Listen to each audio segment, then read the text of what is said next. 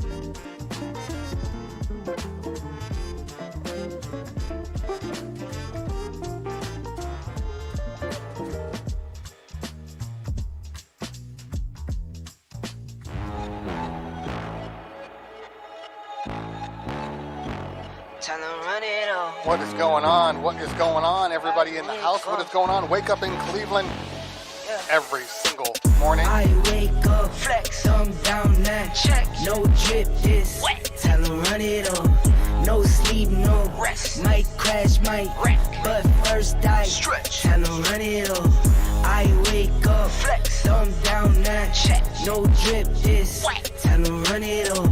I wake up, flex, thumb down that check. No drip, this wet. Tell them run it off.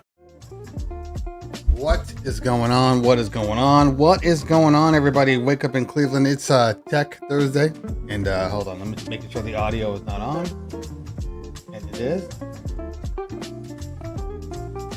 There we go. There we go. What's going on? What's going on, everybody? Wake up in Cleveland. It is a Thursday. Kind of ending out the month here. And as you didn't, if you did or did not recognize, let me make sure 222. Yeah. If you didn't recognize, we are only on YouTube today. So we're just gonna do a couple of tweaks real quick just to make sure that everything's good. But hopefully everything looks good, sounds good. I'm gonna take out my earpiece right now.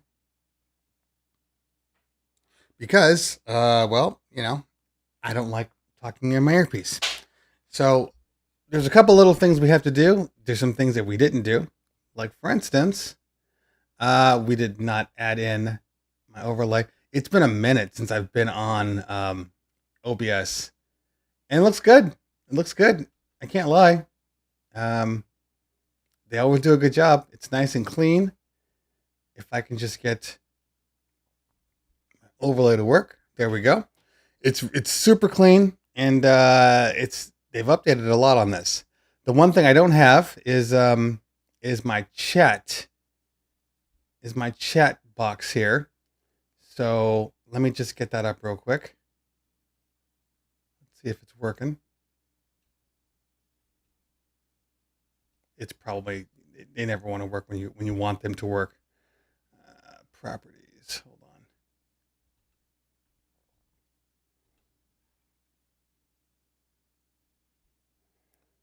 Oh, it's gonna make me go to a scene.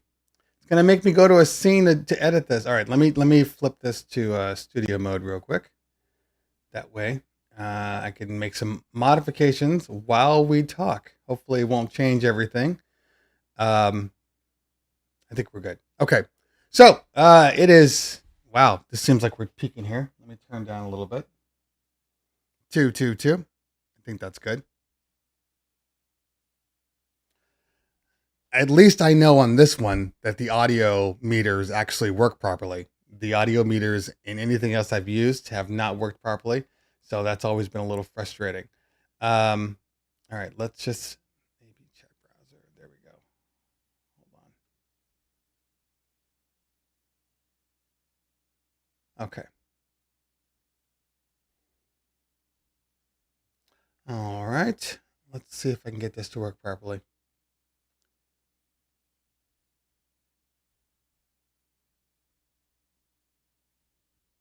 Copy.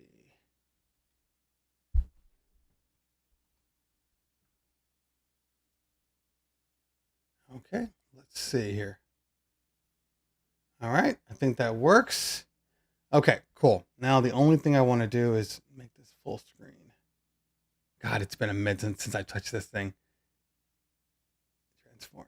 There we go. Fit the screen, and let's see if that's going to mess everything up. I think that's going to mess everything up. All right, let's see if this works now.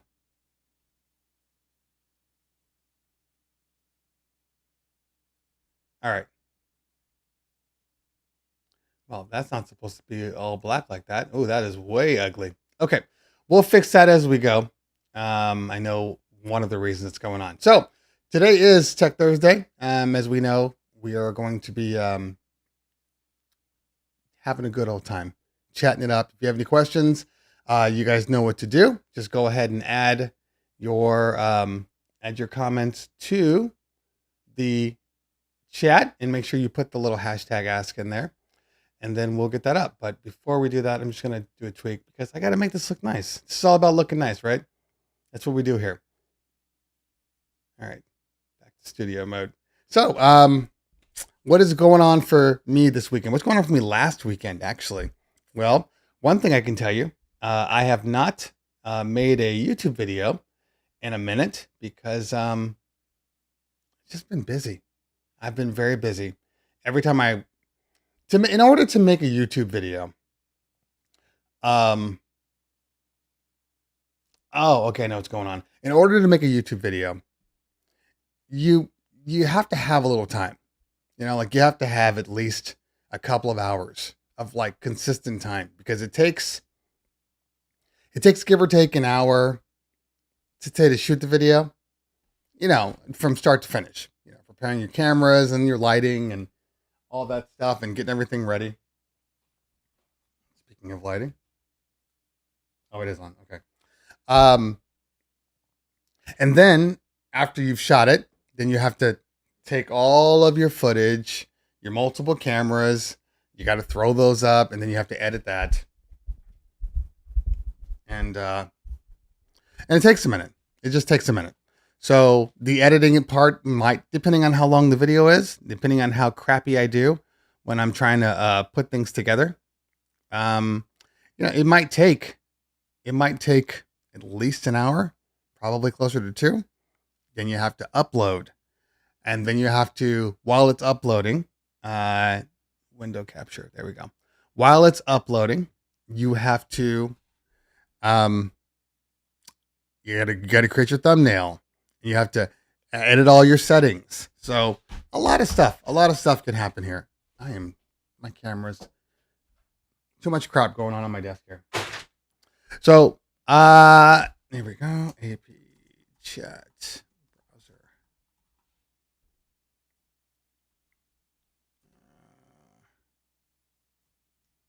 Capture. Okay. So it takes a minute. There we go. That looks better.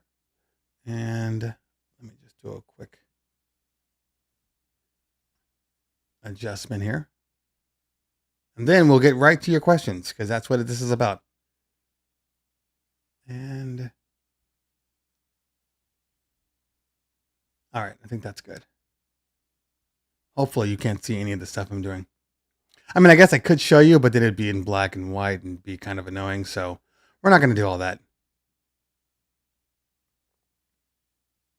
Okay. So let's pick a long one here. Pause. All right. I think that works. Okay.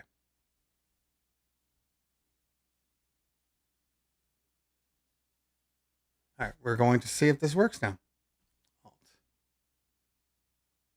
It's like a quick crash course in doing this crap again. All right. I think that's good.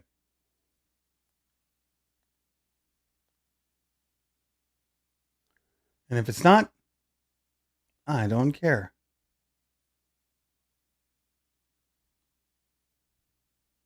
Okay. I don't have any of my stream decks up. I have nothing up now. All right, let's see if this works.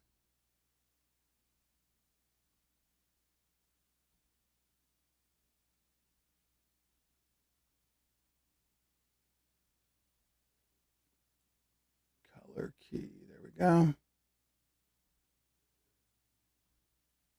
Custom color. We're going to select this color. We're going to filter out the color so you don't see any of that crap. So it looks nice and clean. And close. Okay. Let's see if this works now.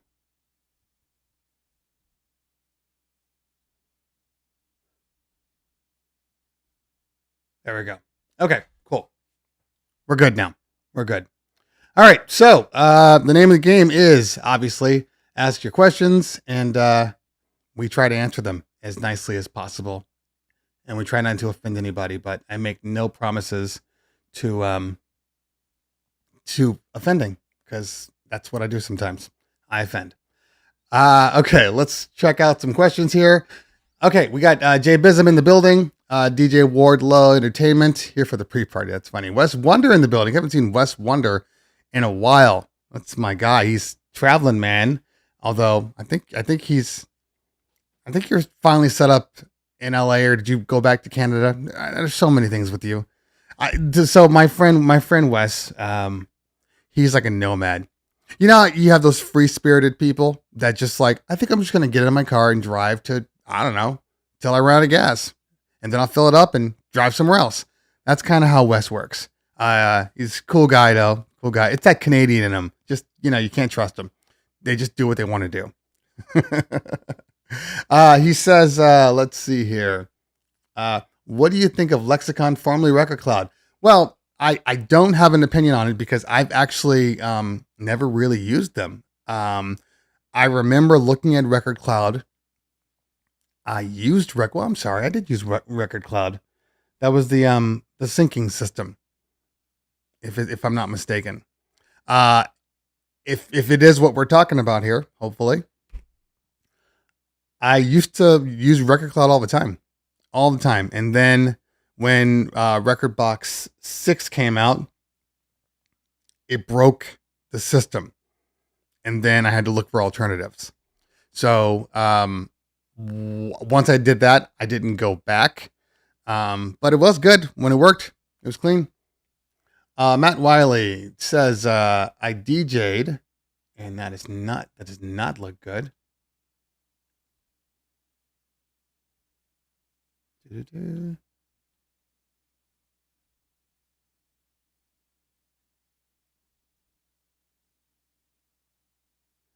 I always got to work on the bleeding. It is what it is. You might have a little hangover here.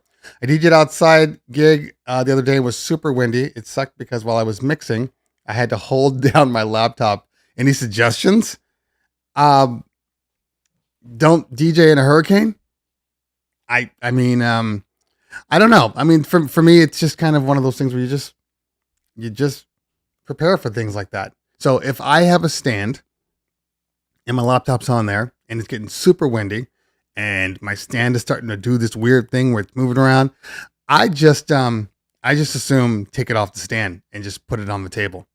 I mean, what is that? There's a line. Is there anybody see this line? This really annoying line? I see this line. That's going to bother me. Let me take the line off. But yeah, I mean, if we're dealing with, oh, I know what that is. That's the filter. If we are dealing with high winds, adjust accordingly. It's all I can really say. I don't have a solution for like, well, just, tape your laptop down. Like, I don't have any of that. So I think just put it on a place where you're going to have the most surface area, and then you don't hopefully have these issues. Right,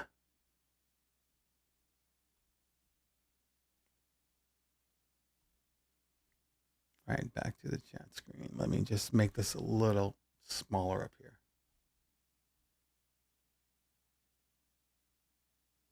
All right, I think that did it.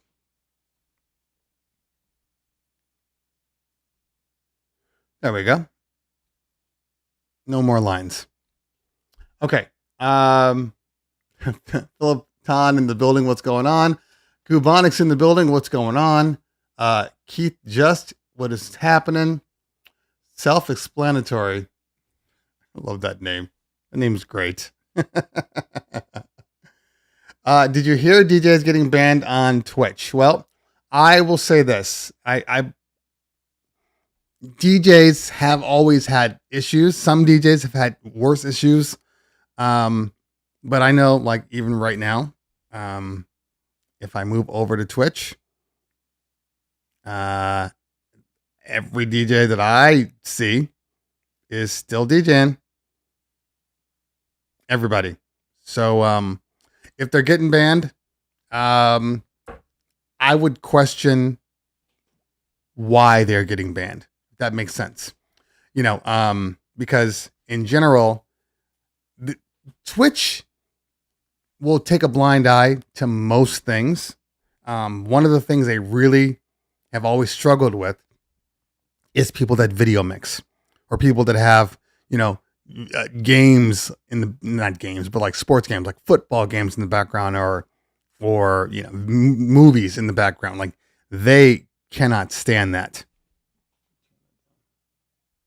They can't stand that. So if that were, I'd like to know what person or people got banned, and then I would probably check out their stuff, because usually speaking, that's the one.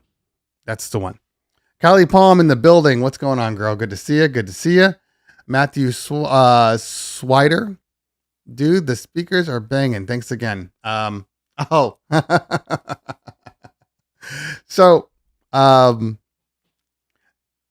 I've told you guys a week or two ago that I was trying to get rid of speakers in my storage unit. I'm trying to make some more room, and we just don't use our passive systems anymore. Like they're either too big for most venues that we use them for, or I mean, that's really it. Or they're just too big for us, meaning we're not going to be taking them out to rooms anymore, because as great as the systems were, and basically I had two JBL, the tops were JBL Amarexes, the bottoms were Sherwin Vega Earthquakes. They were all being powered by a biamp system, QSC RMX 2450s and 4050s. So great system, but the amp rack super heavy. The speakers very weighty, and they take up a lot of space. And we used to have to Tetris our vans to make everything work. They sounded great. To this day, they sound great. But the world has changed in regards to mobile DJing, and most people are going powered now. Pretty much everybody's going powered now. And for the longest time, I didn't want to go powered because they weren't good enough. Like everybody was like, "Oh no, I'm using these. I'm looking around. I'm like, those things sound like crap. Like I am not impressed. I mean, we had our Eon systems for the super small, 100 people parties or two super small rooms. Those were fine. But anytime we got into a large room when we're dealing with like 175, 200, 250, I didn't like any systems out there. I thought they were just underpowered. So finally, when the SRX system came out, and we had bought both systems. We had bought the SRXs, the 815s and the 828s, and we bought a PRX system. I didn't love the PRX system, so we ended up buying another set of SRXs, but this time we brought the 818s instead. And when I turned on my 828 and the SRXs, it was the first time that they actually matched and or beat by my passive system. First time. Before that, nothing sounded the same. Now I'm very, very happy with what's going on. Like I really do like it a lot, and it's just less to deal with. I mean, we used to call the amp rack Sunday morning, because every time we do an event on Saturday, to get that amp rack into the van it typically takes two people, or it takes one person leveraging, the side of the van and putting it up and picking it up from the bottom. We call it Sunday morning because every Sunday morning when you finally woke up, you felt it. It was super heavy and uncomfortable, and your back was just like dead. So I'm very happy to get rid of them. So when I put it out there, like, come get them, I had 4 sets. One set I'd already given to a friend of mine, because he does a lot of big time open air venues, and I'm just like, stop renting, just get this system. For you, it actually works perfectly because you have a big old area. You need to have some great sound. So there you go. Then I had 3 left. They were still taking up so much room, and so I threw it out there. Anybody want them? I had a couple people ask for them. They actually asked for as many as we had, but I'd already had a guy contact me who wanted the other one. So he came by, picked it up the day before. They drove all the way from Vegas. Now, again, I'm in LA, Chatsworth. That's where my storage unit is, which is in the San Fernando Valley. So they drove all the way from Vegas to pick them up, and they came in this box truck conversion. So like a box, moving truck, but it was converted into like a mini home. And then they came because they were going to grab the TVs also. And they get there and they open it up. I'm like, wow, okay, this is really cool. It has its living area and the bedrooms and all that stuff. And I have pictures. I might make a video on it. I'm not sure. Anyway, so they started, and I looked it up. I'm like, where are the speakers going to go? He's like, oh, we're going to put them over here, and we're going to put them in the middle. I'm like, okay. And I know how big those speakers are. I'm like, it's going to get tight. So they managed to get 2 systems in. So that's 4 tops, 4 bottoms. It was tight. They had to modify the I think the bedroom is what they'd have to be. Those were the beds where they had to basically cut it open so they could find more room, because the speakers are one thing, the subs are another, but then you have the amp racks, and the amp racks are big too. They're big, they're heavy, they're frustrating, but they got a really, really good deal. Plus I had drive racks and both of them. Furman power conditioners. Like, I could have taken them all out and let me I'm just like, you know what? I'm not going to use this stuff. Come take it. So they took it, and they drove home and they got it all rewired up and, matching, because every system is different. I had mine, and then we had the other ones, but they weren't matching. So they matched them all up, looked gorgeous. And, I'm glad that there's somebody that can actually use the systems, because what I didn't want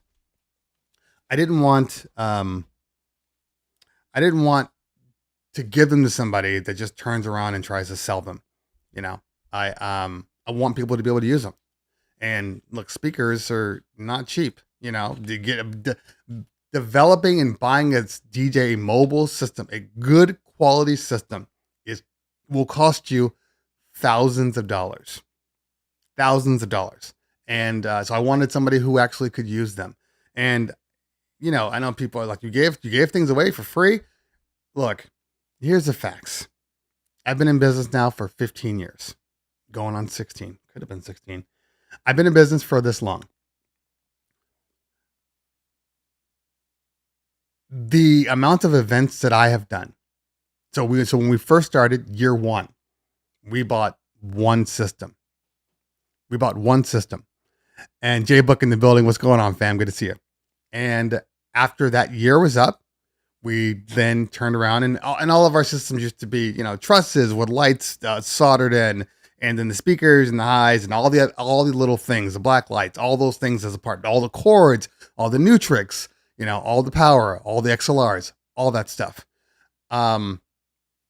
So once we got through one, and then we built the second one, every system, when we paid for it at the time, I think full on lighting and everything, was around 25 to 30K. Every system. So that's a lot of money that you put in, but every system paid for itself. Every system recouped its cost. Every single system. So after years, of using them, literally, you're operating it for free with these systems. Now, of course, yeah, you have to, you might have to take them in to be serviced, all those things. You get the woofers recarpeted. Yes, we know that goes along with the territory. It's like owning a car, Once you pay your car off, you still have the maintenance. At about year 8 or 9, maybe 10, we stopped using them. We only used them sparingly, only when we absolutely had to. So I know for a fact that even giving them away for free, and look, it's always a write-off. We can always write off the entire thing, but giving them away for free, we're not losing anything, because we made all of our money back. We got lights right now that we've earned our money back on. So me giving them away, it's not like hurting me. I'm not looking back like, oh my God, the money's been made. So I'm just glad people can use them. I am. Javier asks, what mic stand are you using? This is the say Stream Deck, but not Stream Deck. It's the Elgato. The Elgato low profile. It's like the LP stand. It's their low profile mic stand. I love it. It's a good thing. It works just fine. And let's see if I can move my live chat just a little lower because that's bothering me. There we go. Okay. All right. Okay, let's see. Ratbone says Twitch will mute your VODs with copyright music, but some music is music strike. Oh, that's why it was up. If you get three strikes, you get banned. So, yeah, I mean, look, I think people are smart enough now to know that you have to remove your videos on demand. Like right after you're done, you cannot save them on your system. You have to delete them.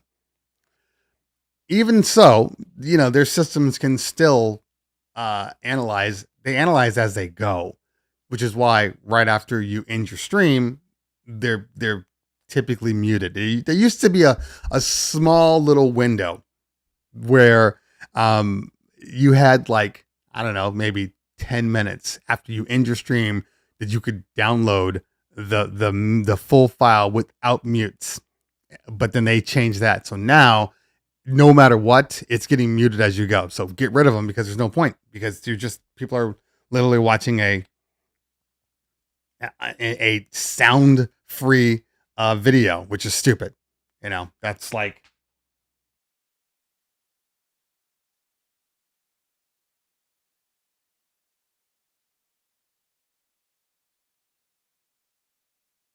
in case you were wondering what I said that's just me, without my mic being on. Who wants to sit here, listen to me talk with no sound? That would be stupid. Mark Davis in the building. What is going on? Thank you for joining me today. Okay. Reese says, are you streaming to Twitch as well? Today I'm not. I'm only on YouTube. So what we're going to end up doing, yeah. Well, I mean, even YouTube has a they have it in there, but even YouTube, their live stream, they don't typically shut you down regardless. Only if you're doing something really, really bad. Anytime I've DJed on YouTube, it's been fine while you're DJing. I've only had I've never been turned off, but I know DJ Bar got kicked off for playing something. It's all just trigger songs. Not every song gets triggered, but like if you ever do a mix and you go back and you check like on YouTube or Facebook and it tells you, which ones are not available. Because basically, again, I'll say it one more time. One more time, the way it works is on YouTube, you have like 3 levels of strikes before they turn into official copyright strikes. You have your first one, when you DJ, everything's fine. You have your, hey, you're playing music that's not yours. You're not going to be able to monetize. Okay, cool. That's fine. I don't have a problem with that. Then you'll have, then you'll get another one. The other one will say, hey, you have songs that are playing. They're not available in certain areas. Canada's one of them. I don't know why. And then, but so it'll basically just mute that song, in that area. And then you have, it might even mute the whole thing. I can't remember right now. And then the last one you have is, or technically second to last one, it says, a publisher, does not allow this song to be played anywhere. So now your whole video is muted. That's right. Then your whole video is muted everywhere. Okay. And then your fourth one is a copyright strike. So there is a lot of levels before you get busted. It is what it is. Again, we're pirates. That's what pirates do. Just DJ with all royalty-free music. Yeah, maybe. Max SPL says video can get live strikes easier. So Okay. This is the big one. So the video strikes, there are no, I'm not sure there's any streaming service that has the ability to allow you to stream music videos, movies, TV. They don't have the mechanical license for that. So anybody that's got, a movie or something in their green screen background, that's like instant strike if they choose to strike you. So I always said stay away from the video. Stay away from the video because that's the biggest problem. Fat Booty by Mos Def has been my trigger song. there's a few. There's a few that I just stopped playing. I can't remember them right now, but yeah, it was a thing. It was a thing. Okay. Warner Music is the worst company in the world. I'm still getting Warner Music notifications from Facebook in 2020. Like, let it go. We're done. You can let it go now. I haven't streamed on Facebook in years. I still get notifications to this day. So they can just kiss my butt. Okay. All right. All right. Reese says, sorry, you can't see the rest of it. I'll fix that on the next show. I don't use powered amps in the racks, just microphones and mixers and Zoom camera rig and router. Still great, but that's just me being old school. Look, you use what you have, like I would never tell somebody, or if I walked in and saw somebody using, still passive systems and these huge things, I'd be like, hey, if the sound is good, the sound is good. It doesn't really matter to me. But look, we've come a long way with technology and sound. So I know that like my Bose is nowhere near as good as my passive system or even my SRX system. It's not. There are moments when it's better. So we have to like know, what stuff works for what. I think that's the key here. I don't believe that in this day and age that a DJ can have one system that does it all. I know this sounds stupid. I don't believe that it's possible. And the reason why I say this is because if you buy a system that can do parties up to say, I don't know, 250, 300 people, right? So if you buy this big system, it's going to be big. You probably have, again, I'm using myself as a reference, but I have my SRX, 815s and my 828 dual cab sub. That system is designed for parties that go up to 300, 350, 400 people, right? So let's say that's the only system I have. All right. It's strange, but you're actually going to limit yourself in what you can use the full system for. Like, you wouldn't bring in that big ass system for a 50-person party, or a super small room. So either you're now just taking the tops, you're only using the tops, which is very possible. But now maybe your sound is not as balanced as it was before because you definitely have less bass. So that's a compromise. You're still compromising. It's the same way as if you bought a smaller system and now you have to power a far larger party. Now you don't have enough bass for the room. I mean, I have found that in any system, it's never really the high end of the problem. It's always the low end. So maybe you don't have enough low end for that system. So the only way to combat that is just to have two different systems. A system that goes up to say, 120, 130, 150. And then another system that goes up to say 250, 300. I think that's really the only way. Because in my experience, and I work every single weekend for, pretty much a year straight. every single weekend.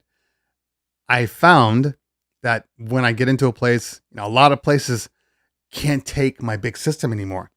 Sound ordinances, space, a lot of these high-end party planners love to take up all the room, and then I don't have any place to put that big ass sub, so it goes off to the side. Now it looks bad. Like, you know what I mean? Like it's just too much. So I think you have to have two systems. Just my opinion. I know a lot of people will go, well, I'll just bring in, just one top and one bottom. And I don't like the way that looks either. I like it to be clean and orderly. And so I personally would say two. That's what I would say. Okay, let's see here. DJ G Nice says, in your opinion, what is the best or your favorite standalone controller? I don't have a favorite. They're all good. The RX3, the Prime 4, the Prime Go is my go-to because it's perfect for a backup system. But in all honesty, they're all good. They're all good. It just depends on what your preferences are. Some people like the way Rekordbox works. Others like the way Engine works. I use them both, and they're both really, really good. I do like, the only thing I like more about the RX3 is the fact that you don't have to shut down your system like the Denon engine software requires you to do to get into Virtual DJ or Serato or Rekordbox from the computer. That's the only reason why I do prefer Pioneer's implementation. But they're all good, And as a true standalone unit, and if you're not using your computer, I guess it doesn't really matter. They both do a good job. In all honesty, they really do. I haven't had issues with either one. Okay. KGM says, would you use the Mackie Thumb Go as your main monitor speaker? I would use it as my monitor as I DJ, like the speaker for the booth. That's what I would use it for. I would not use a Mackie Thumb Go for my main monitors unless I'm dealing with a power issue where there's no power and I got to run battery powered.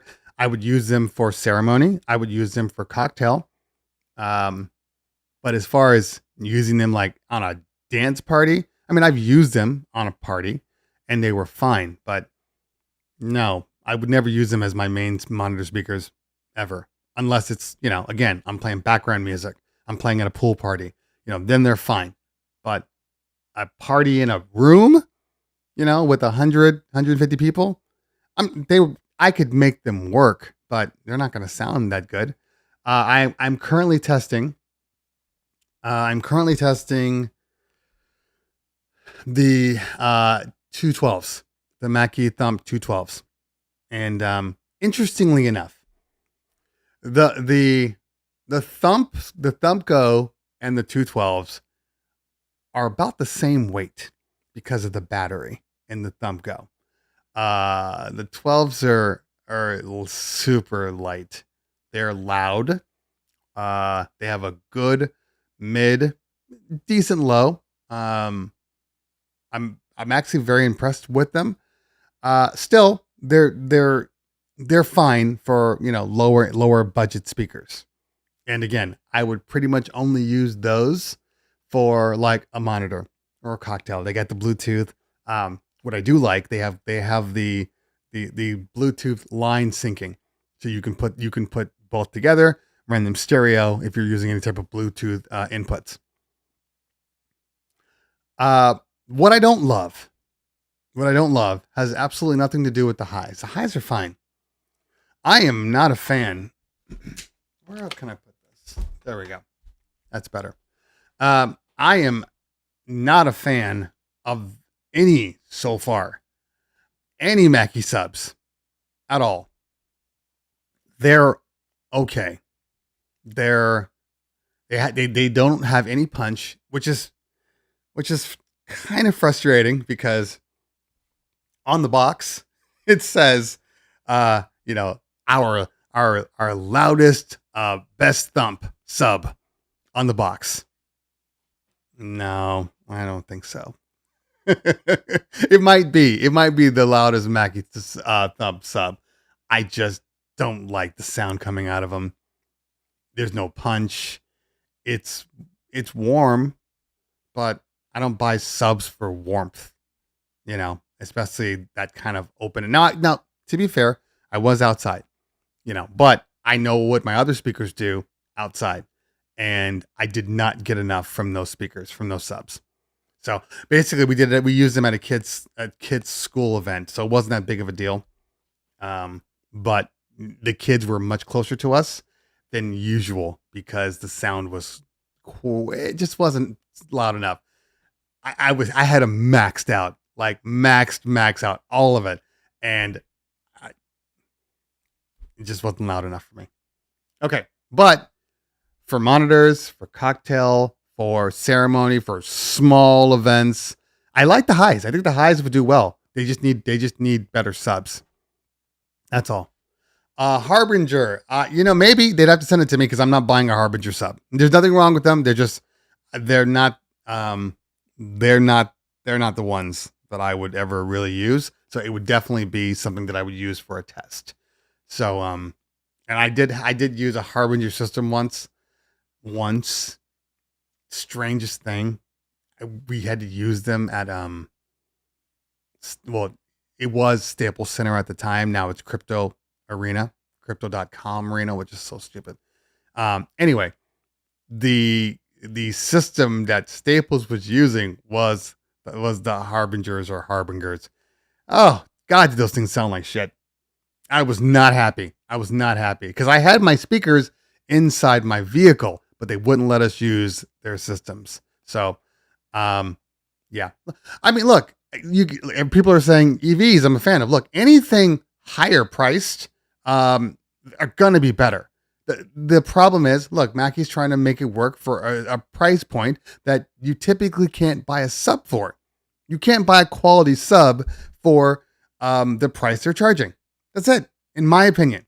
I have a couple of friends that always ask me, "Hey, what should I buy?" I had a friend just yesterday. He said, "Hey, I'm finally allowed to buy some speakers. My wife's giving me the okay. So what do you recommend?"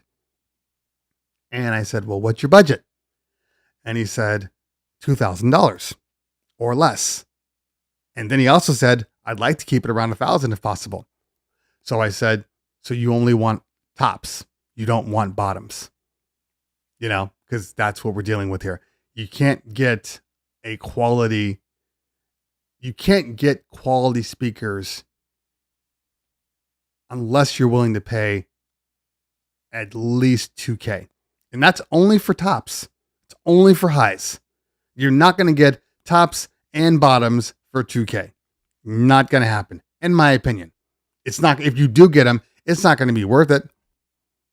So I said, "You're going to only buy tops then, And then I'm like, "Look, go for QSC, go for SRX. If you wanted to get something a little more affordable, like I do like the sound that comes out of the Mackie SRM V class. I do. They're tops, not their bottoms. They're tops. I do like the sound that comes out of them. So that's an option. And those are like, $800 a piece, I think, somewhere around there. So that's pretty much as low as I would go, but still, you're still dealing with the fact that you need subs too. DJ Keith says minimum cost would be $35,000 to $4,000. Yeah, that and even then, that's like borderline. That's like, okay, it's solid. But in reality, yeah, you're going to pay probably upwards of $5,000 to $6,000. That's just the standard, yeah. Even used speakers are tops too.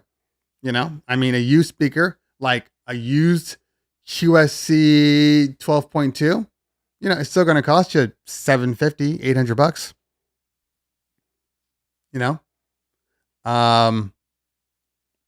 I don't love PRXs. Ernesto, I don't love the PRXs. I had the 815s. I sold them. I just, I don't. They're just, the quality just doesn't, it's just, okay. It's not that they're not decent speakers. They are.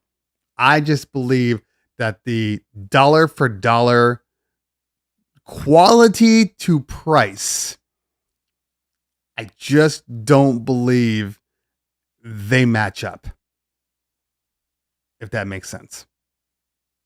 I've never believed that. I think that, like I said, I think they're just better versions of the Eon 515 XTs. I will say that till I'm dead. Okay. Echo and Gem. I see people are answering Javar.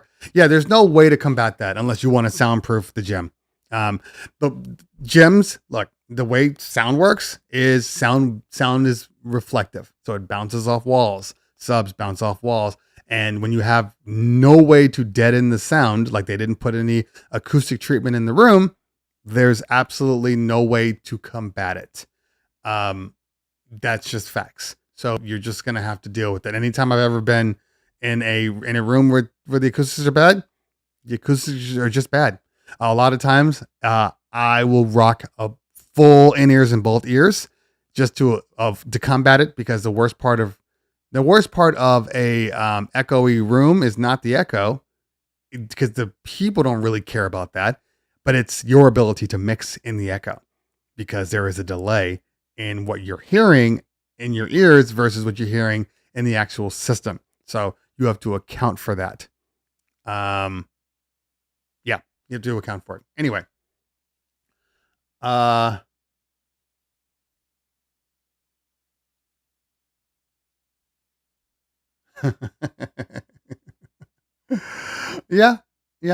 I did too at one time. Yeah, I mean, look, a lot of this is like, it's like buying camera gear. You know, I mean, when you get started, you think, okay, I got my body. I got a really good deal on my body. This is great. I got it for, $1,500 used. Cool. And then you have to buy lenses and light boxes, and you need multiple lenses because one lens can't do it all. And next thing you know, you start looking at all these prices. Every lens that you buy now is $1,000 to $2,000. So it is what it is. And the same thing with speakers. You finally get, okay, I got my tops, and then you start using those exclusively. You're like, God, it would have been great if I had some more bass. Then you got to spend on a $2,000 to $3,000 sub, or subs, plural. Okay, great. Like my 828, I think is $2,500, which is technically two subs. And like, I know the QSCs and the SRXs, they typically run like $1,000 to like say $1,300 for a quality sub. We just bought one version of the SRX 900s subs. We're really excited to use those. We haven't used them yet because we don't have the wheels. And they decided again to proprietary the wheels, so you can't even take the wheels off of like your original 828, your 818s to put on there. They're slightly different because that's what JBL does. No, you can't make them to where I can just go to Home Depot and buy some casters. No, you got to buy the Pioneer ones. Sorry, JBL. You would think if you're spending that much money on a sub that they would just come in the box. That's what I would think anyway. But no, you got to pay another, I think they're like $150 to $200 for the caster set. It's just BS. So we're waiting on those, and everything takes a while. So I haven't even had a chance to listen to the 900s yet, but I know they're going to hit. I know. Okay, so the 818s run, I think they're like 50 to 60 pounds. The 918 is close to 100 pounds. So we know that thing is going to hit, like, it's going to be ridiculous. It's going to be, because the one thing I will say about the SRX subs, and it's not even the SRXs, it's the 828 sounds much better then and when the 828 is the dual cabinet. Okay. It's a 2 subs in 1. Sounds much better than the separate 818s having 2 of those, because I think it almost acts as a what do they call that stupid thing? Cardioid. It's almost like a cardioid mode. So when they're hitting it, there aren't a lot of things that sound better, in my opinion. So when I do use the 818s, the separate ones, I notice there is a difference in the sound quality. There is. The 828 is just it just sounds better. But the 818s are great too. And for the most part, we're not selling the 828. We're going to keep it. We just may not use it as much because, a lot of places like I said, I go to can't use them anyway. Okay. Solstice in the building. What's going on? Good to see you. Why didn't I get the RCF subs? I don't know. I've had my JBLs for a long time. So at the time that I bought them, RCF wasn't as big of a name as they are now. Like RCF is like the go-to now. But at the time they weren't, so that's the reason. And also, what was I going to say? Oh, they've been good to me. Like I don't care what the system is. Like that's not me. I'm not that guy that's like, well, I only use RCF. I only use EV. Like I don't give a shit. Like use what you want to use. If it sounds good, it sounds good. QSC. The difference is I've had very good luck and consistency with my JBL systems. So I haven't had a need to move over, and I like to match my stuff. So, if I have JBL tops, I would like to have JBL bottoms if possible. It's just for cleanliness. So, yeah, but I know RCF is good. I know there's some good EVs. I know there's some good QSCs, but like I said, I'm a JBL guy because that's where I've been. JBL has never put me in a bad position ever. So, hold on. Anyway, so just making sure. My battery looks like it wants to turn off. Anyway, okay. All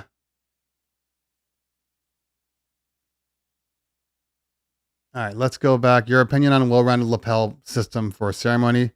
Budget of 800 or less. Was thinking of the Phoenix 7000, but haven't heard much. Okay, so I use Phoenix a lot. Their handsets are great, as I know somebody just put in there. The DJ Reese handsets are great. I have not used the lapels, so I'm just going to say. So the PTU ones or whatever, those are the only ones that I recommend. There's the 2 mic version and the 4 mic version, the PT 7000s. That's what it is. PT. Yeah. I love those. Price ratio wise, they're great. But what I know is not every Phoenix Pro mic system is of the same quality, because I bought one thinking it was the 2 mic version of the PT, 7 series. I'm just going to call it the 7 series. And, wasn't the same. It sounded like crap. Like one of the worst handsets I've ever used. And, so I would question whether or not everything is of the same quality, and lapels are already there. You really have to mess around with lapels anyway. I don't love using the lapels just because of the way they sound. They just don't sound good. There's a whole bunch of movement. You got body movement and it comes through the mics. Like I'm not a big fan of that. A lot of people, I haven't done this yet, but a lot of people are moving to using like the Rode Mic Goes and the DJI mics as their lapels, because they're designed to be used with a lot of movement and you don't get that rustling. And people are swearing by them. Honestly, I have not done it, but people swear by them. So, take that with a grain of salt. DJ Sosa says, no way anything Phoenix Pro I can trust at a wedding. I get it. I get it. Like I said, the PTUs have been really good. Just in general, they've been really good. As a matter of fact, I went back to my PTUs. So for $800 in general, you should be able to get a decent microphone system across the board. But we had bought a Sennheiser microphone because we went up to the Bay Area, and my partner's microphone didn't work because of the stupid frequencies. I talked about that last week. The fact that in California there's certain bandwidths and frequencies that you can't use anymore, or you will get dropouts, or worse, they won't work at all. So he was using the Shure SLXs, the SLX, and then he got up there. Sure enough, it didn't work. Got that? Sure enough, it didn't work. So he ran over to Guitar Center, and in case you were wondering, for whatever reason, the Guitar Center, there's so many Guitar Centers in the Bay Area. Like, no matter where you are, you can find Guitar Center in like 10 minutes from you. I don't know why, but it's good for that. Problem with Guitar Center is always been the problem, especially lately. They don't carry any quality stuff anymore. They only carry what people basically can walk out with and afford. So they don't typically have a lot of good product. They have decent product that's easy for a newbie to walk in and buy it. So they had a Sennheiser there. I don't have the model with me right now because it's sitting in my storage, but it was about $900. And when my partner was like, I need the best mic you have. And he literally said, I need the best mic you have. And my partner, the way he works, when he says I want the best mic, he's no longer considering cost. If that mic is $1,800, he's walking out with an $1,800 microphone. Okay, I want the best you have. And they're like, we only have these Shures, and they were all the crappy ones, the PG digital. That's just not that good. It's not like the analog version of the PGs. And he's like, nope, I know these microphones. I know they suck. What else you got? He goes, we have the Sennheiser. There's a really good one. It costs I think it was like $800 or $900. And he used it. He goes, I didn't really like it. I'm like, well, maybe he likes to not, adjust the frequencies and, do all the things that you need to do. He just wanted to just kind of work out the box, whatever. So I'm like, well, I'll take it. I'll start messing with it. Maybe it's not as bad as you think it is. We had it in the house for like a year.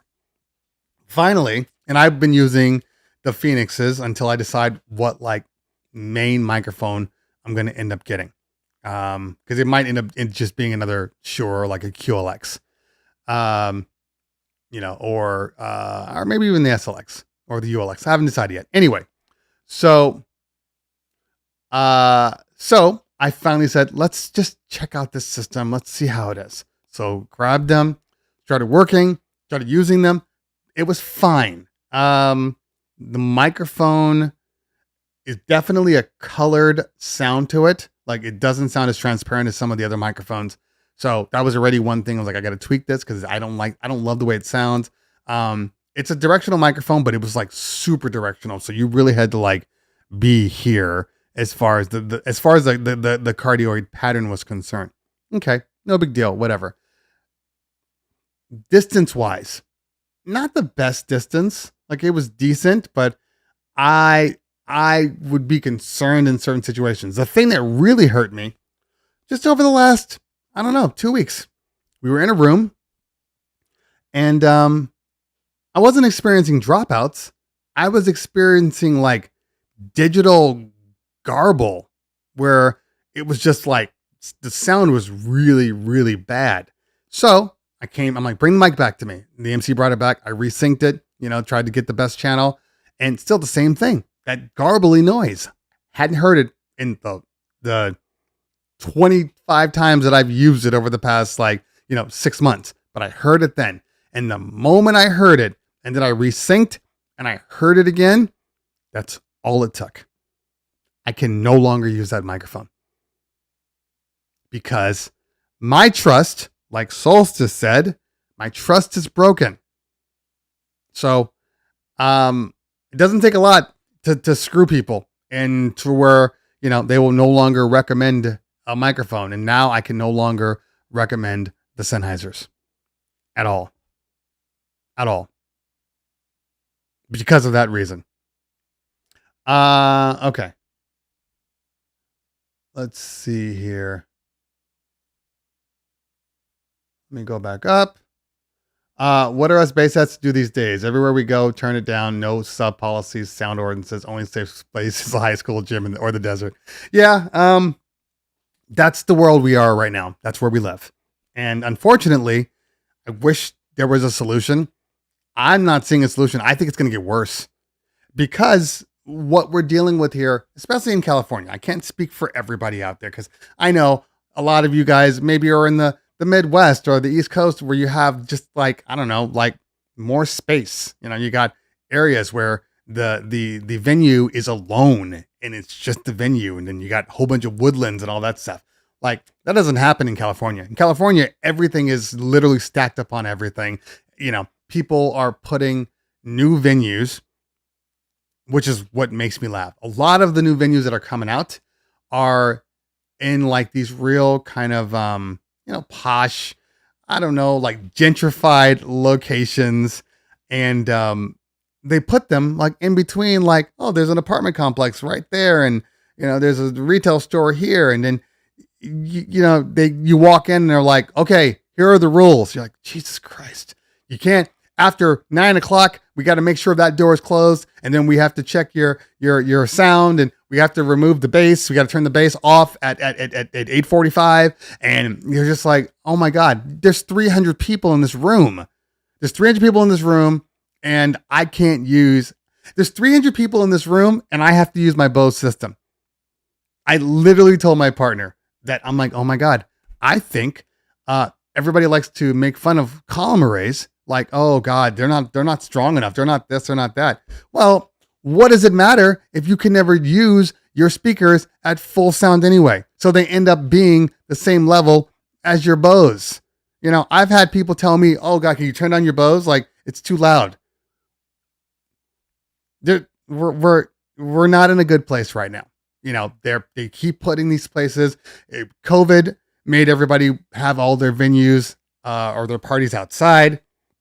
Now you're dealing with sound everywhere and traveling. So you got neighbors, so they want you to turn it down. Like you can't win right now. It's an unwinnable situation we're in. And the more venues that pop up, the more creative these venues are getting, and they're limiting what we can and can't do. So, sorry, man. I use Reese says I use Sennheiser for wireless audio. They were good to me. It was a great microphone until it wasn't. It only takes one time. And it was happening to the MC, but here's what I'm saying. Like, think about this. If you let's say you haven't had any problems. And I'm not talking about dropouts or, you're too far away from the antennas. Like that goes along with any microphone system. So I understand that part. But if your microphone does something that you've never heard before, right? And it does it more than once, are you going to scratch it off as an anomaly? Are you going to say, that could have been my client? That could have been my client on the microphone giving his father-daughter speech or the welcome speech or something, emotional, and that garbage comes on. I'm not okay with that. I am not okay with that. So I'm now done with Sennheiser. All right. Wes Wonder. Some clients will pay more for speakers to line the room so you can play quieter and reflect less, but still the audio felt. Yeah, I know. Like that's the thing where a lot of DJs, like they'll buy one of the RCF line arrays or even the Bose, and then they'll end up buying like 3 or 4, and they're like, oh yeah, I use these. I put 2 towards the DJ and then 2 in the back of the DJ. Then I put another set, a third down the way for the audience, and I drop the volume on that one so they can hear me as we're doing our speeches. Like, yeah, you can. That's a lot of work though. That is a lot of work. But hey, if you can make the money doing it, make that money. That's what I say. I mean, and it's kind of a frustrating place to be in because you hear people saying these things. Like I've heard this, years ago, I do this, I do that. And I'm sitting there going, why the hell would you want to spend Because look, a full Bose system, a full RCS system is probably going to cost you, I don't know, $7,000, give or take. You know, like between 6 and 8. Okay. So I'm saying 7 as an average. So you're going to buy multiples of that for one party. So now you're spending like, 30K on speakers. Like I'm like, that's so dumb. That's a waste of money. But Jesus Christ, if these venues aren't having us do these things, that's why I just picked up the X5. I didn't pick them up. They sent them to me. The X5 XLRs, which I used just recently this weekend, and they were really good, really consistent. And that's really the only way that I would even want to. I don't want to get into the habit of having to run, XLRs and power and tape downs and all that stuff for all these extra speakers. Oh my God. I didn't get into sound. I'm not a backline company. You know what I mean? Like that's not what I signed up for. So if I'm going to do something like that, I got to go wireless. I can't, I don't want to deal with that. Yeah, that's just me. Maybe I'm just getting old. Brian Massey said, besides having more power sound by buying more speakers, is there any other reason to upgrade sound wise? Well, I mean, I guess it just depends on what you're using. If your speakers are quality, then yeah, you typically don't need to upgrade. I will say, because price is relative. You know what I mean? So, because you're paying for more than just sound when you're spending the money. He says go with the SLXD. Yeah, I'm not there yet. In all honesty, I still haven't gotten over the fact that every D that I've used has been just okay. You know what I mean? Like it's just been okay. The SLXD. I asked the guy point blank. I'm like, well, have you guys fixed your wireless system as far as like how far the digital will go before it just like says it don't work, so I don't know. I'll still mess with it, but I think I'm going to end up going with the QLX. I would rather spend more money and make sure that I have more channels, because the SLX system is a great microphone, but it lacks channels. That's the reason. That's the only difference in versions. You're getting more channels, and really that's it. You're getting more channels and more frequencies as you go up. So you have the ability to use, more than one microphone, in a system without having crossover issues. And the SLX is it's the lowest one of all of them. So I'll probably end up going the QLX, the ULX, I should say, because it has more opportunities, more channels. I can't answer this. Everybody always does this. I have never used the Evolves, ever. So I can't answer that one. Maybe one day. I listened to them in the in the conventions, but you can't get a good idea of the way something sounds in a convention. It's impossible. Small ass room, like you're destined for trouble. All right. The G4 is the best wireless I've ever used. Okay. All right. I want to see a review on the Phoenix mic system. Can't remember the model of those. Which ones we're referring to? I do have a review on both. I believe both the PTUs, the 4 mics and the 2. I like the 2. The 4 is great, but it's a rack system. So if you're not using a rack, they just take up a lot of space. I just built a portable rack with the 4 mics and a mixer built in, a slider mixer that I'm going to use for like karaoke and ceremonies. Okay. Audrey says, do you think it's okay to notify the DJ not to take requests from guests unless they are tipping the DJ for the request? Okay. Audrey, you think it's okay to notify the DJ not to take requests from guests unless they are tipping? Okay. So this is a good question. I will say this. I've never had a client tell me both things at the same time. That, hey, you can't take requests for my party tonight. But if you do take requests, it's only because they paid you. So I'm assuming that this isn't a private event. I'm assuming this might be like a club, a bar or something like that. Because I've never had that experience happen. Typically speaking, I don't really get tipped at private events. I have been tipped at private events, but in general, yeah, that doesn't really happen. The ones I really love, because let me back up. Clients tip us. That's not the issue. I'm talking about like regular people that came from the party.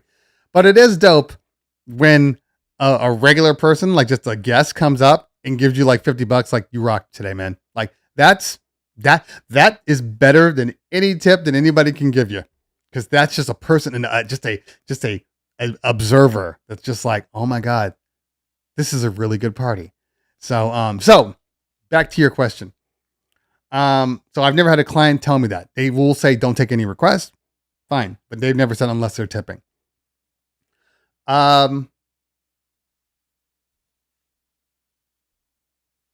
It says, do you think it's okay to notify the DJ? I'm so confused at this. I don't know where you're coming from. Are you coming from a client perspective? A client can tell you, don't take requests. It's their party. They can do what they want. A venue can tell you, don't take requests. It's their venue. I've never had anybody say it unless they're tipping. That's weird to me. So I don't know. I'm having trouble answering that question. Okay.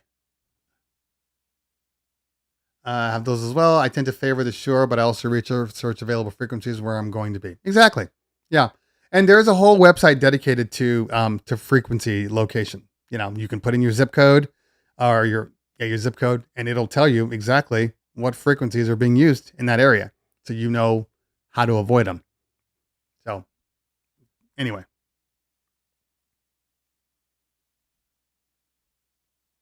I like Sam Ash better than Guitar Center. I don't like either one of them. Because look, you know how you walk in, the guy,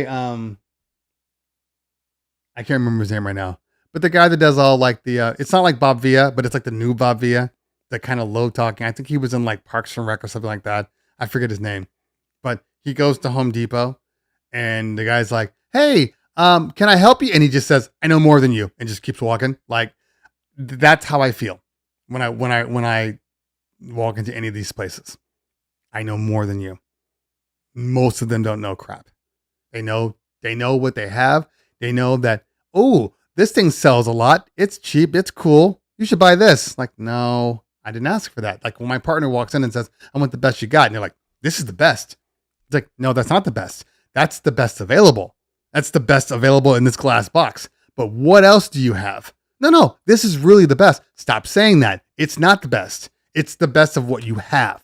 It's not like, I want to walk in and say, I want the best microphone you got, And he says, what do you typically use? And I'm like, well, I use the SLXs. And he's like, yeah, we don't have anything like that here. But they'll literally flat out say, well, grab this one. This one's really, really good. And most people love them. Like, you didn't really help me. You didn't answer my question. You gave me sales speak. I want honesty. I don't want this BS. J-Book says, QLXD has been a champ for me. Audio Technica lasted 8 years and needed to be updated. Yeah, I know the QLX is a good system. Anything, I just think that's where we are now. I think a lot of companies have tricked people into believing like they've set themselves up at this certain quality level, and then they have pushed quality up so they can make more money on that mid-level. Like that's what I'm saying. Like that's why I think like, the Eon 515 XTs at a time, the PRXs, at the time the 515 XTs were available, the PRXs sounded noticeably better. And then they came out with their 615s, their Eon 615, and then the PRX, comparatively speaking, sounded better just because the 610 didn't sound that good. You understand what I'm saying? So now people are like, well, the 610 doesn't sound that good, or the 615, so we're definitely going to buy the PRXs. Those are much better. No, they're better than what you're listening to now. They're not better than what they used to be. So I've noticed that a lot of companies are doing this now. You know, they're taking whatever was their top selling, and it's no longer the same quality as it was. And I just feel like that's what when we went to digital, that's what they did with the SLX. You know, the SLX has been kind of the standard flagship for affordability and quality, and it's not the same. So now you have to go from the SLX and you have to go to the QLX or the ULX to get the same quality that you had with the analog SLX. Yeah, just an opinion though. Just an opinion. DJ Key says, I think I have to put together a video on how to use these systems. Also, up your antenna game. No more quarter wave, fellas. Okay. I am not disagreeing with what you're saying, Keith. All I'm saying is that a lot of these microphones just aren't as good. They're just not as good. Fact, you know? So now you're having to do more. Like put those antenna waves and the stupid triangles up, which I never had to do before. I never had to put those things up when I was rocking analog. Ever.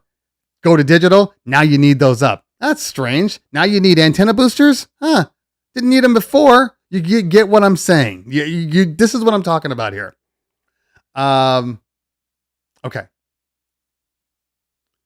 All right. Retro DJ says, what's your thoughts on stems in mixing? Played with VDJ stems, lots of fun. Your thoughts? I don't know if Serato or Rekordbox has them.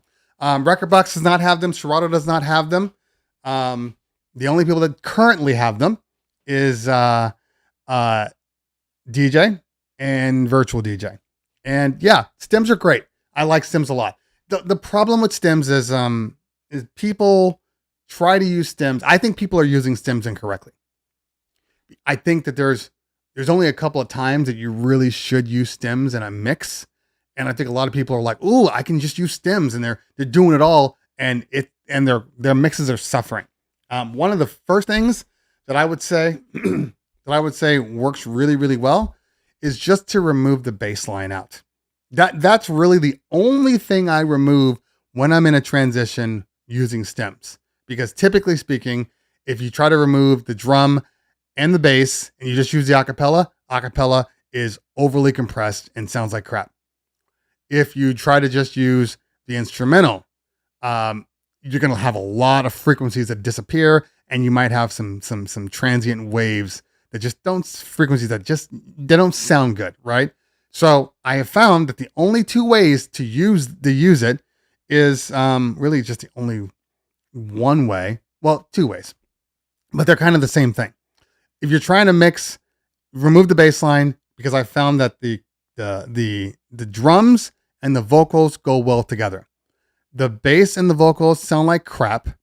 So really the only option is to either just remove the bass line, do your transition, because that's really that's the biggest issue when people are doing transitions, when things sound off, is because the bass lines are either out of pitch, out of key, or the bass lines are they're crashing together. They're doing too much, you know? So if you take one of the bass lines out, you have a lot more flexibility. And that's pretty much I will do that. And then if I am maybe scratching something out, then I can go to the acapella, because I'm already scratching it. So the sounds are already going to be off. But like, that's really the only ways until they find a better way of making the AI a little smarter. Okay. Gabriel says, I have a pair of Evolve 50s and I always get compliments on how they sound. I've heard great things about Evolve. Like I said, I've never used them.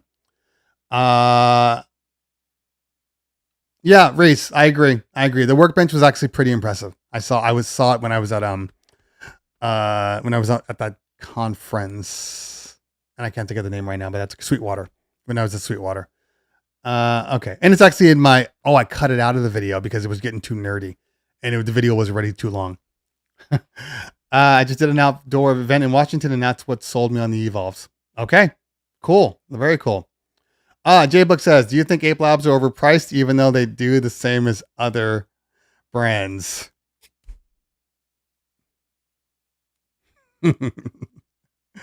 So I know there's a lot of companies out there. There's Asteras are very, very popular. But there's a lot of there's actually some Chinese manufacturers that are finally making their way out here that are selling some quality stuff. But do I think they're overpriced?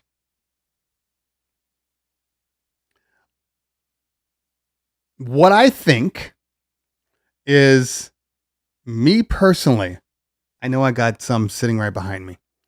Me personally, for my business, I'm not sure that I could buy them for, 6 to 8 systems.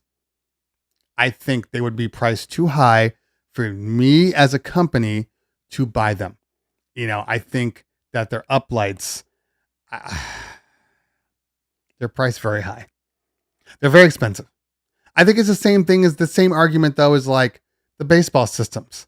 These are both kind of boutiquey systems out there. The baseball sounds good. They're subs. They're 12. Sounds really impressive. I don't love their highs, but remove the price out of them, or not say remove the price. Remove my questionable quality. The price is just higher than everybody else. So why would I spend $1,800 or $2,000 for a base boss high when I know that JBL or QSC, probably even RCF, EV, have speakers the same quality for potentially $600 to $800 cheaper. Like, financially speaking, it doesn't make sense for a multi-op. If you're single, yeah, you can do whatever you want. I know Rachel uses Ape Labs for her entire system, and they look good. But I got to price it out for multiple systems, and they're too pricey for me on a multiple level. Okay. All right.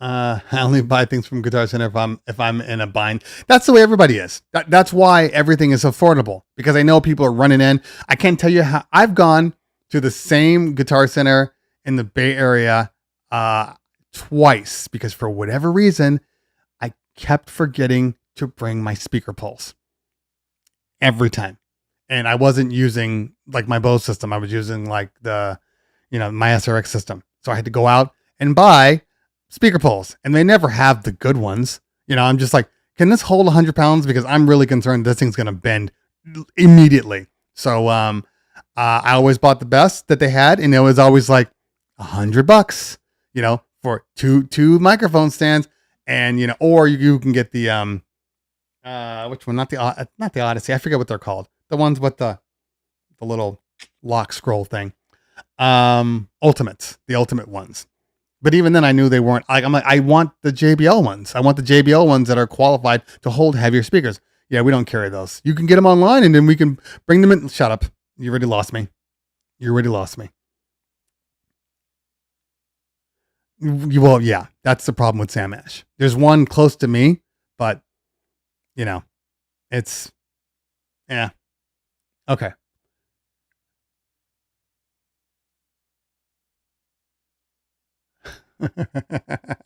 Well, there's your problem right there. You're arguing with Guitar Center employees. I've never argued with a Guitar Center employee because I know they don't know most of the stuff. And it sucks because there was a time when like Guitar Center was the place you went to for expertise. You went there to learn something new. You went there because the guy could tell you, like, you go in for Pro Tools and the guy's like, "Oh, Pro Tools? Hold on, let me show you, all 15 audio softwares out there. And here, let me show you about these great plugins. And oh, I'm looking for hardware. Oh, hardware? Okay, this is what you need. You're gonna need this, you're gonna need this, you're gonna need, like, they don't have that anymore. They don't exist. They don't exist. Okay.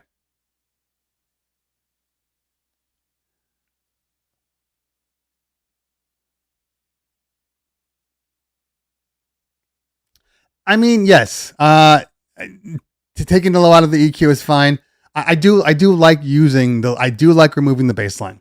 I have found I've gotten a really good sound out of just removing the baseline. But yeah, obviously, because if you EQ, you're removing more than just the low end. Or if you use the high pass, I actually prefer to use high pass filter instead of the EQ. I believe that the EQ kind of makes it hollow, where the high pass seems to just remove the frequencies that you need removing. So I prefer high pass when I'm doing transitions. Okay.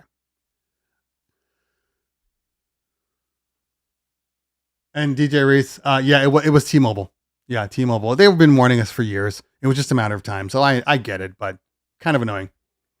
I was using a wired Shure SM58. Of course, SM58s those are the standard, for wired microphones.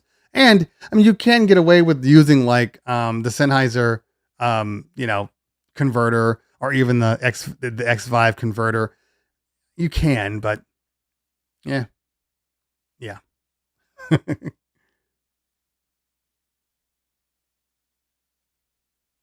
Okay. Big Scully uses stems for all his video mixes. All right. Using vocals and instrumentals on New Orleans and just hats and kicks. I mean, hey, good for you, man. If I'm trying to use just hats or just drum, like I never get a quality sound out of them. Ever.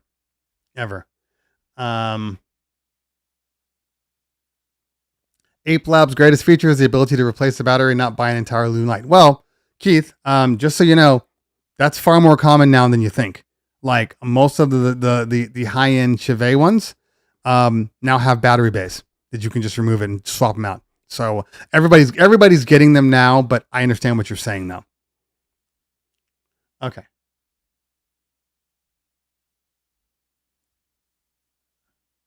All right. Let me go back up here.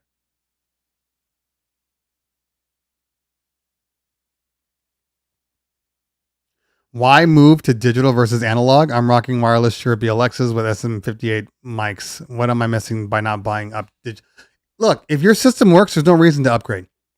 Like the issue is that depending on where you live, you can't use the frequencies that you bought.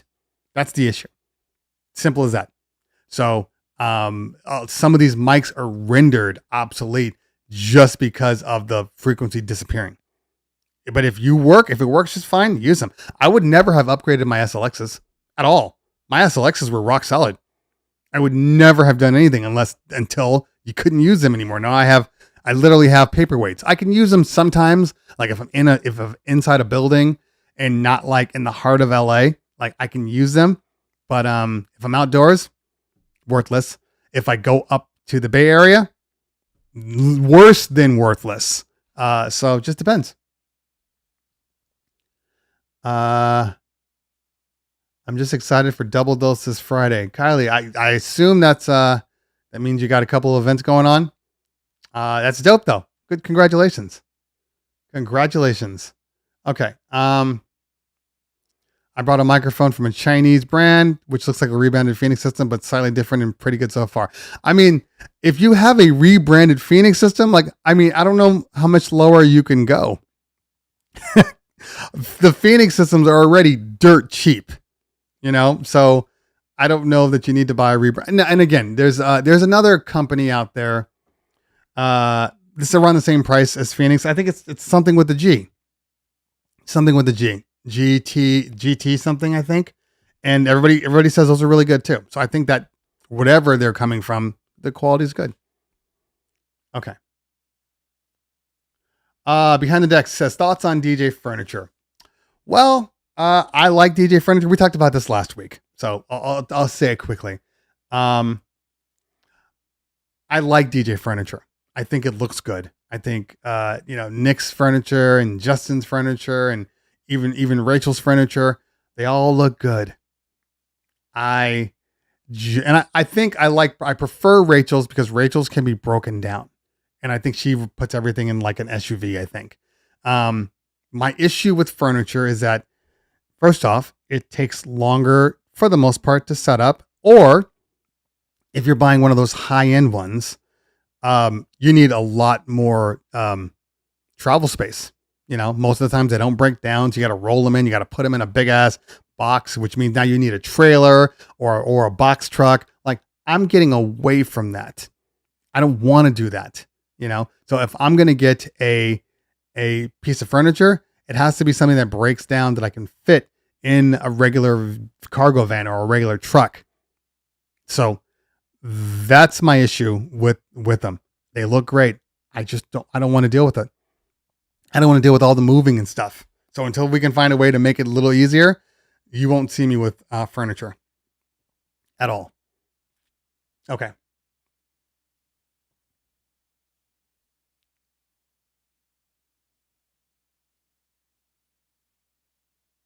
Yeah, Keith, that's what I'm talking about. Like Chevet's new system for the like the Freedom, the Freedom system. They're all battery powered now, and the batteries are swappable. Not just the light. So I think we're saying the same thing. All right.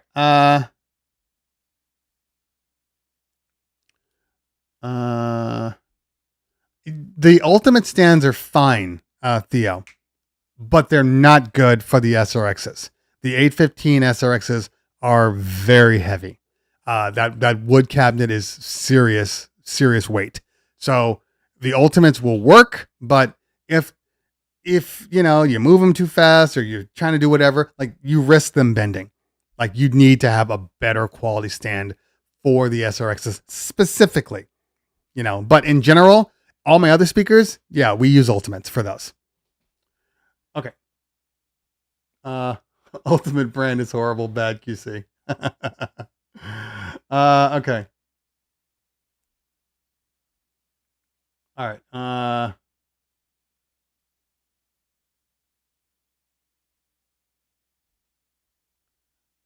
right. Let me go back up here. If a venue has a sound limiter, would you use a battery powered system to avoid your system going down due to lack of power? I don't understand what this means. Because there's only, so if the venue has a decibel reader, the battery powered system had nothing to do with your system. I'm so confused. Sorry, David. This seems like two different questions, because you're asking if the venue has a sound limiter, would you use a battery powered system to avoid your system going down due to lack of power? But sound limiter and power limiter, are you asking if the system, the room has bad power? So if you try to push too much power, it'll flip the circuit? Because that is a thing that does happen. Would I use a battery powered system? No. I would just make sure I knew where all the circuits were, and I knew where all the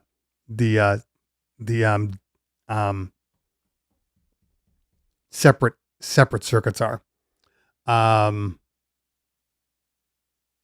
Yeah, because if the room goes down, you got bigger issues. Okay. Yeah, the only time I would really use a battery powered system if I was in a place like, I've done like beach side parties and beach ceremonies. That's where things like the thumb goes and all that stuff come in really handy. Now I don't have to necessarily buy a generator, which I really love. So, yeah, I'm a big fan of the thumb goes. Big fan of the thumb goes. Oh, World of Stereo. Cool. I guess it depends on what part of the Bay Area, because like if I'm in like where in the Bay Area is. The Bay Area is a big place, so I'd need to know where that is. Okay. We've gone over the years. Okay. Sweetwater all day. Yeah, agreed, Gabriel. All right.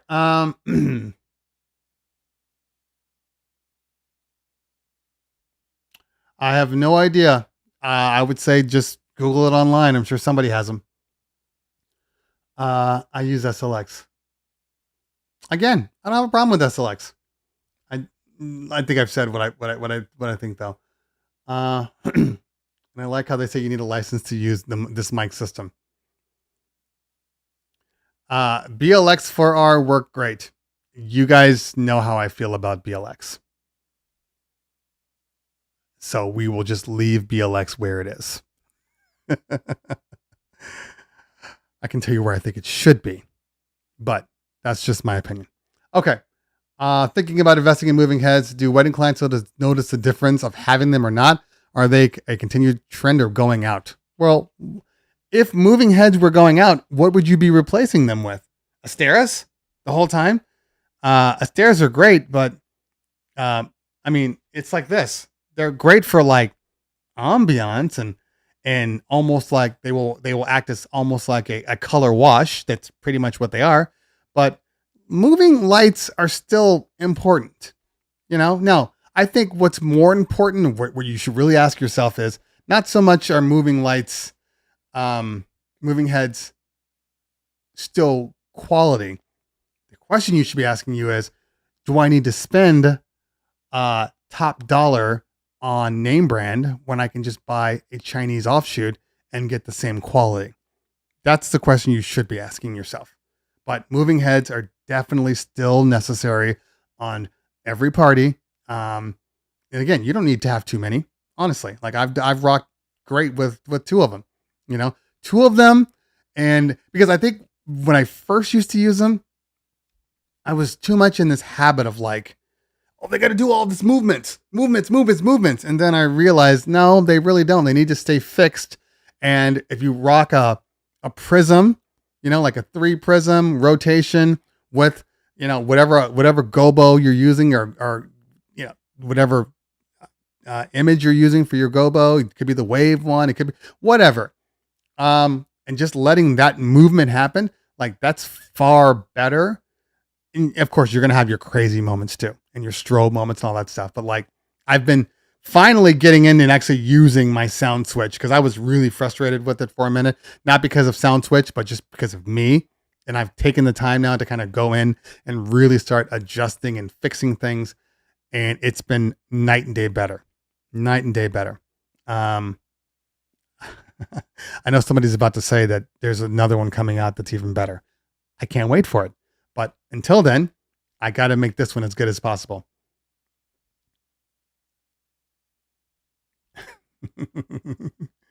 All right. Elder God, what is going on? What's your preferred alternative to DJ furniture? At a DJ table. I think facades, there's nothing wrong with facades. I think where the problem started was Rick Webb. And Rick Webb's my guy. So, and he will probably tell you. He did a video on when he built his furniture, or he got a piece of furniture. And he said, facades are dead. Everybody's using facades. Stop using them. You got to be different. And this is how you be different. You get yourself some furniture. And look, he's not wrong with that statement, but in that statement, there's a lot of gray, and for somebody to say, facades are dead. Everybody's using them. Well, they're using them because they work, and until it stops working, there's nothing wrong with them. And there's a whole bunch of different kinds of facades, and people are coming out with totally different styles. So you don't have to stick with, I need to go buy an Odyssey facade. You don't have to do that. Or I'm going to buy the ADJ facade. Like there's a lot of different ones. So I still think there's nothing wrong with facades. And if you're a messy person, facades are the end game. They work. They cover up everything, which is essentially what a facade's supposed to do. You rocking furniture, you're exposed. You're super exposed. You can't put anything anywhere. That's why the funny thing about it is, Justin the DJ has his furniture and it looks brilliant. And right behind him, he's got a facade covering up all his cords, all his gear, all his stuff. So the question is, which one do you prefer is what I will say. Roxy from New Zealand. Hey, thanks for hanging out today. Good to see you. DJ Keith, I used gravity stands for my speakers. Nothing wrong with gravity stands. I've even used the flex stands from Chevet, which I'm a big fan of. I do like the flex stands. It's funny that I like the hardware of a lighting company more so than like the actual hardware. And I can talk about Chauvet. You know, people think I give Chauvet a hard time, but legitimately, every product I run is Chauvet. Chauvet Freedom Par Hexes. Chauvet, Intimidator Spot 350s for my moving heads.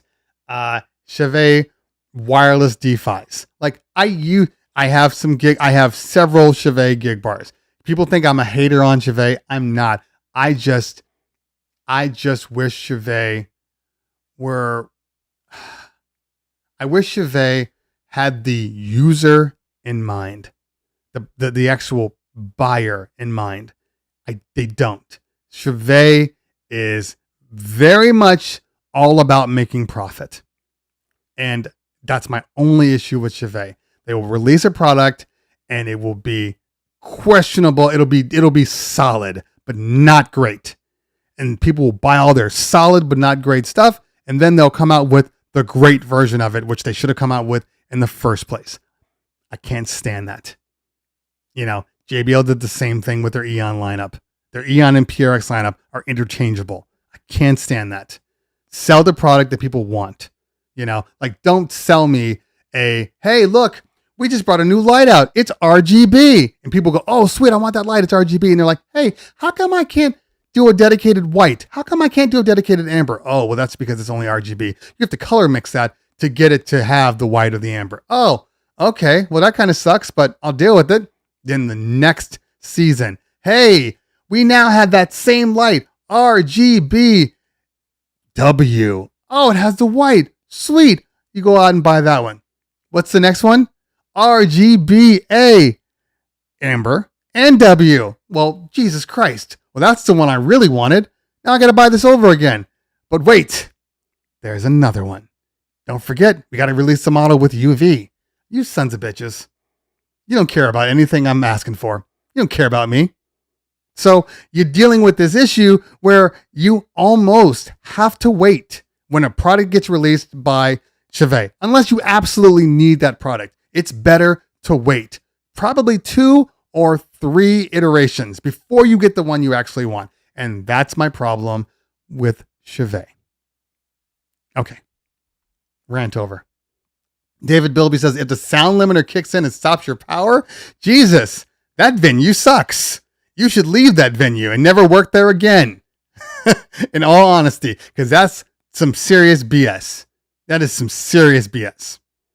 But though, yes, so in your case, a battery-powered system might be your solution. Although, if you're using a battery-powered system and the power in the room shuts off because you've exceeded their limits, their decibel limits, you're effectively breaking their rules. And now you can be held responsible for any type of fines that venue receives. So, is it better to do that, or is it better to just run your system a little lower? You know, that's what I would say anyway. Downtown San Francisco, yeah. So a lot of the times we're not in San Francisco, so it's a lot more of a hassle to get into there. Like we're in the Bay Area, but we're like on the outskirts a lot of times. Okay.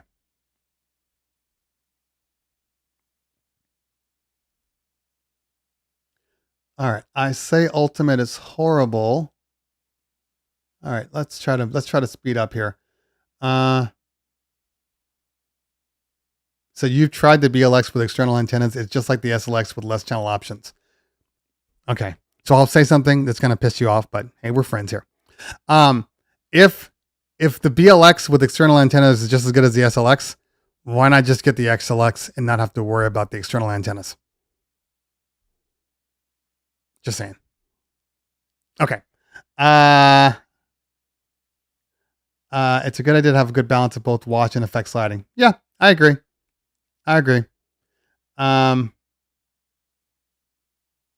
Some of these Chinese brands are actually not bad at all.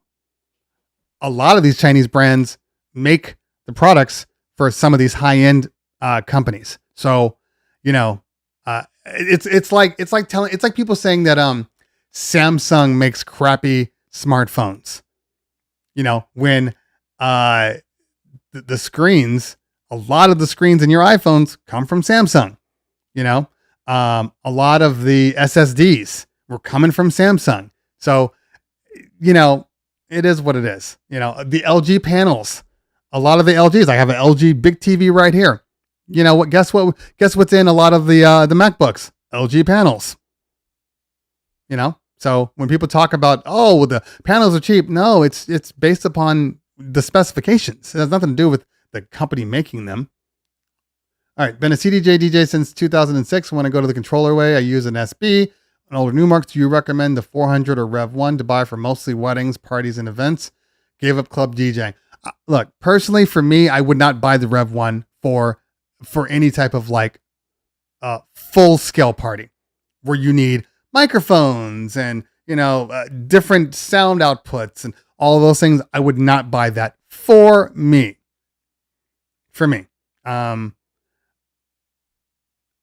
Everybody's different. And I know a lot of people will run like their Rev 1 or their 400 into a dedicated mixer, and then that will alleviate your problems. Sure, that alleviates your problems. That's definitely an option. But for me, I always like to have something a little bigger. And I think that I know it's not important as far as your ability to DJ, but I will say that presentation matters. And if you're rocking some small little, you know, Rev 1, I think, and it's not for like the ceremony or for cocktail hour, I think people will look at you in a way that goes, huh, that's weird. I wonder how good of a DJ is. I know you're going to show them. That's not an issue. I know that, but presentation matters. You know, it's the same thing as somebody buying a piece of furniture. You know, presentation matters. I use a table from Home Depot and it works. That's fine. Okay. There you go. Question on DJ Dio says W Mix 1 versus Sound Switch, better performance. I have not used the W Mix yet, and I'm asking them to send me one so I can test it out, but I haven't used it, so I don't have an opinion. Yeah, maybe they'll send me one soon. Okay. Question on Sound Switch. I know it works hand in hand with Serato. Does it work with algorithm the same way or exclusive to Serato or VDJ? So it works with Virtual DJ. Sound Switch. It can work with DJ as a standalone system. So in Sound Switch, when you open up Sound Switch, you know, it'll ask you, you know, not ask you, but you can select which system it's using so it knows how to read the files correctly. In the event that you can't use those, so you're using DJ, you can still turn on your Ableton, your live, I forget what it's called, live link or whatever the BPM link that outputs via your computer. So you can turn that on in DJ. So at least at a minimum, it's got your BPMs. So it knows, you know, how to move your lights so they stay in rhythm. So for that, you can use auto loops. You can use static loops. You can use pretty much use everything. Ableton Link, I think is what it's called. You can use everything. The only thing you can't use is your custom things for your songs, but everything else works fine. And for the most part, you know, I don't program songs. You know, I use the auto loops and my static loops, and I'm just fine with that, in all honesty. Okay. All right, it is 12:03. We're gonna take this another 15 minutes. I have to eat because I have a 1 o'clock conference call, a video call. Okay.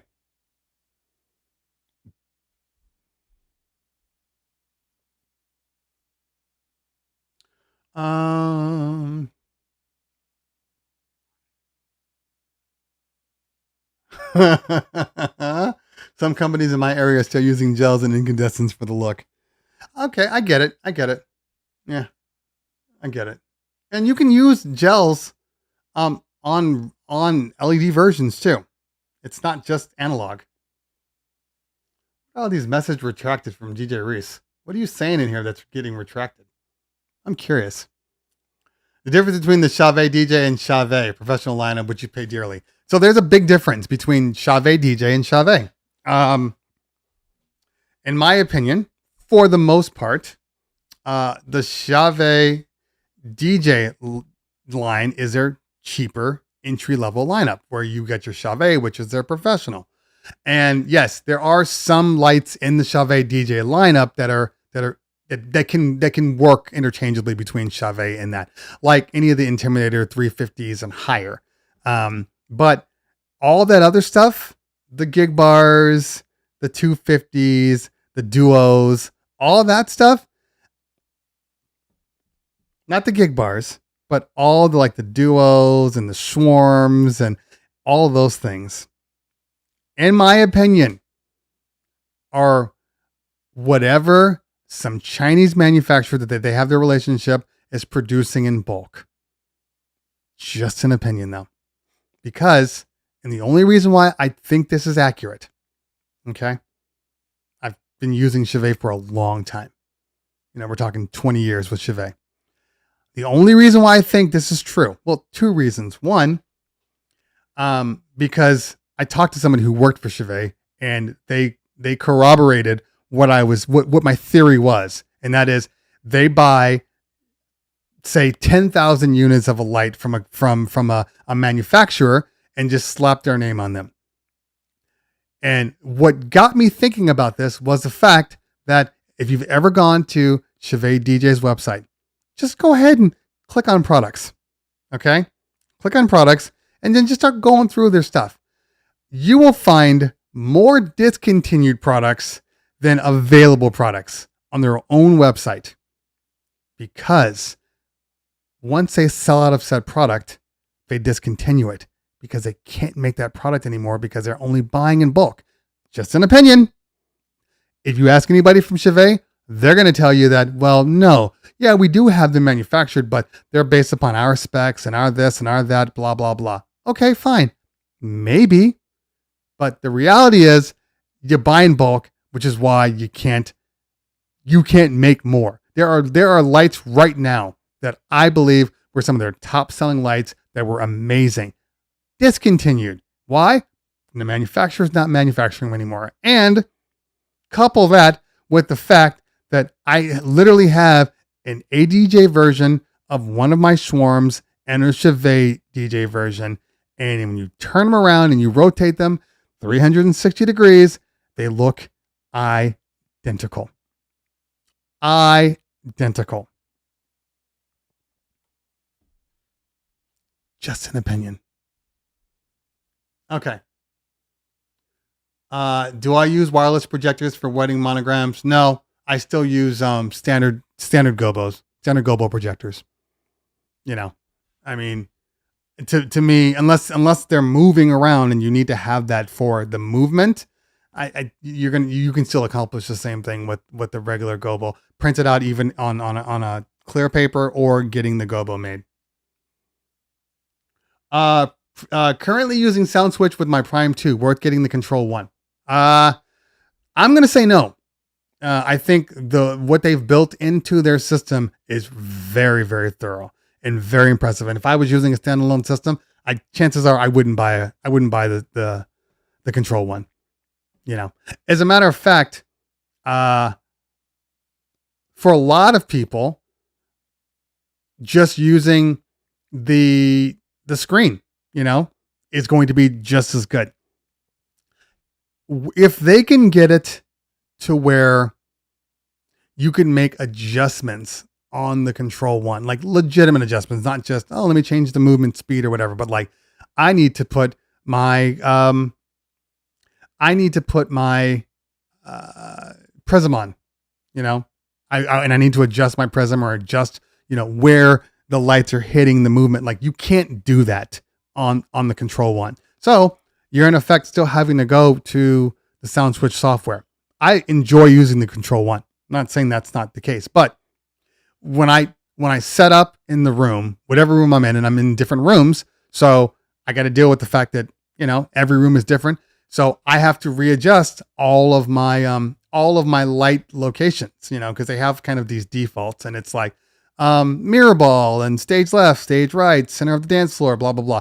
I have to go through all of those, which is funny because technically speaking, I only use all of them because they were there as a default. But in reality, I could just delete them and just have like 4 different things: middle of the dance floor, ceiling, back, and then maybe stage left and right. Like really, I could do that and be just fine. But I have to change those all every time I go to a venue because every venue is different. My truss placement is different, you know, and so today I'm actually going to number them or alphabetize, you know, left and right. So I know which light should go where, because when I set them up, my crew will put them wherever, and then I'll turn them on, and you know, this light that's supposed to be like right of the dance floor is like all the way at somebody's table because that one was supposed to be on the left side and the other one was supposed to be on the right side. So there's a lot of stuff that happens. But if I was using any type of prime engine system, I wouldn't buy the sound switch control one. Okay. DJ Theo says static looks. Yes. So every system has static looks. You might refer to them as scenes. Okay. In any system. So, you know, maybe you have your light source directly in the center of the dance floor for one scene. And maybe the next scene, it's the lights are changing colors or there's movement or whatever. That's what static looks are. It's just, you know, you press that one thing and it does that one thing only. Okay. How's the Rev 7 holding up for you? Well, okay. So my Rev 7 typically is holding up just fine, except I was using a demo unit and my demo unit was being used by multiple people. So I had a problem with one of my faders because they had swapped out the faders for an up and coming fader company's fader release. And in doing so, it caused some problems with the system. So it's actually being fixed. And the only reason why I don't have it right now is because my guy that's fixing it is he's just been busy, you know. So but I love the Rev 7. I love the Rev 7. So besides that one little thing, it's been just fine. That one little thing. But like I didn't experience panels coming loose or a tight crossfader. Like I didn't experience any of that. Okay. Is the mic you're now using better than the Rode Pod mic that you used in the past? This guy, the SM7B, the SM7B is better than the Pod mic. Like without question. And the reason why I'm saying that is because I'm using this microphone without any EQing whatsoever. I had to EQ the hell out of my Pod mic. So yes, it is better, but it is also 3 times more expensive. You know, there's nothing wrong with the Pod mic. I love the Pod mic. It's a great thing. It really is. But this guy is operating on a different level, you know, and this guy has been used in like, you know, platinum albums.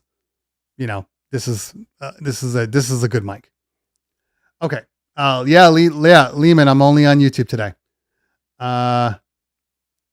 Do you own a line array system for smaller events? You always go ahead and just hit that subscribe button. By the way, all you YouTube people should be subscribed to my channel. And make sure you guys hit a like on this so you know the algorithm kicks in and it actually does what it's supposed to do. But yes, I use a Bose system. And I have multiple videos on it, so please check it out when you get a chance. But I have been using the Bose system, love it. Other people have used RCF, they love theirs. Some people use the Maui, they love theirs. I don't think you can get a bad quality line array. All the standard line arrays out there are all pretty damn good, especially for smaller events. So yes. But I got a Bose. Bose sent it to me to review, and I still use it to this day.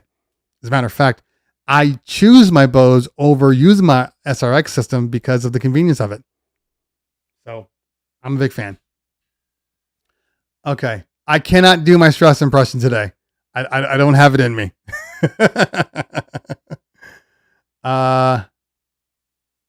Okay, let's see here.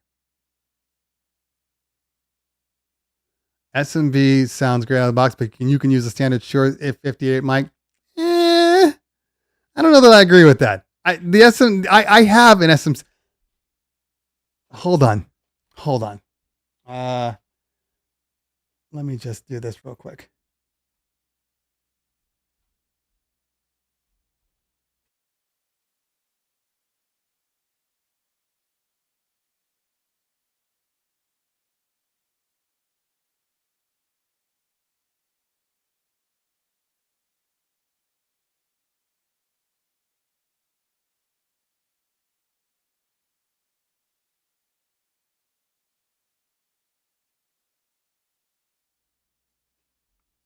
All right. So SM58 right here. I love this SM58 because, well, get up there. Can you see it? There we go. It has my name on it. Got it from Shure themselves. Let's see here.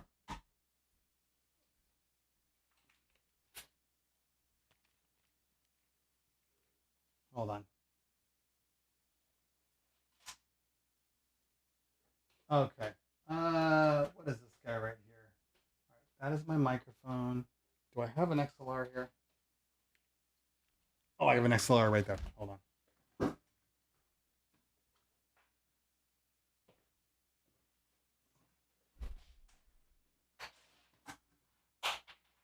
right.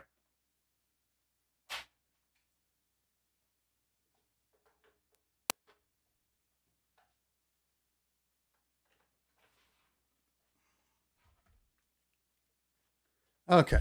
Okay, let's see here. That sound a little low. That's a little better. Getting some strange distortion. Check. It's probably my mic more so than it's this. 2. Oh, there we go. Okay. Check. Cool. All right, so let's pop in the other one. 2. Okay. 2. Check. This is the SM58. Now, of course, it can take a beating because it's designed to be a live performance microphone. Every single one of the mics I've ever used, especially on stage, when I was in a band and hip hop group, was the SM58s. These are the standard. But you can hear there's a lot more breathiness. You can hear all this stuff because obviously, there's nothing over here to project the sound. So let me back it up. But you can see that, well, it's not clipping. Doesn't say that it's clipping on my side. But I'll bring, oh, wait a minute. Hold on. 2. All right. So, yeah, it's running hot. Hold on. Let me check the hamburger here. Mic 2. It's on dynamic. The tone, I'll turn off the tone. So tone is off. There's nothing on here. It's a stand-up comedian microphone. All right, now let's go to mic 1. And voice settings. Okay. All right, so this is mic 1. This is the SM7B. There's nothing on it. There's no adjustments. It just sounds good. It's an amazing microphone. That's the key. It's just an amazing microphone. I absolutely love it. Glad I have it. Okay. All right. So back to this. I can take this off now. Okay. A couple more questions and then we're going to get out of here. I did not see Anchor Brand has a portable column array. I have not seen that.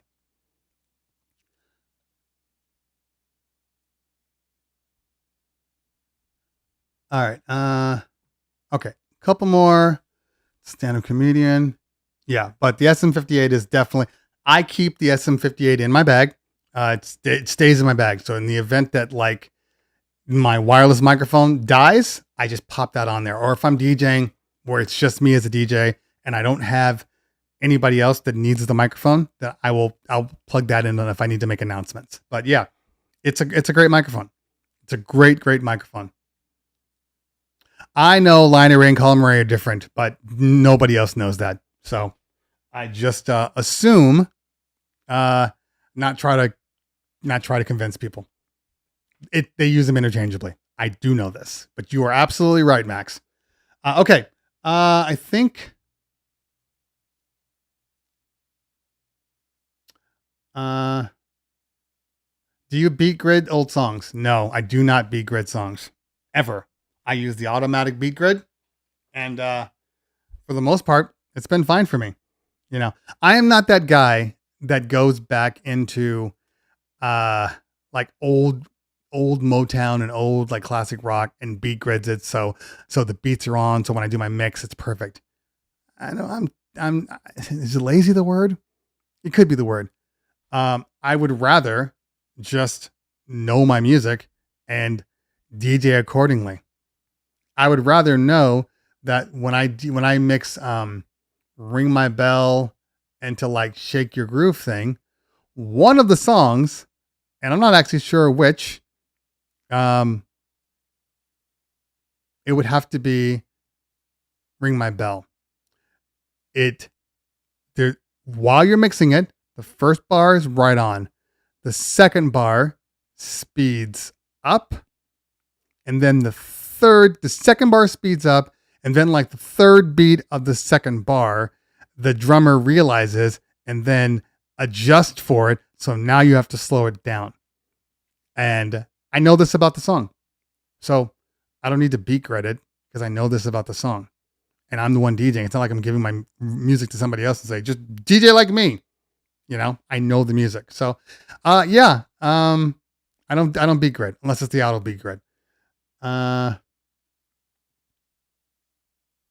That should be day one purchase of moving light CT. Oh. Yeah, I said JBL. So I know this. This is something I've been like seriously emotional about because it bothers me that they do this. Wireless HDMI DMX split for TVs and karaoke. There's a couple out there. I don't know them. That a lot of videographers use. I would say Google search, and normally I would, but I got to get off this stream today. Okay.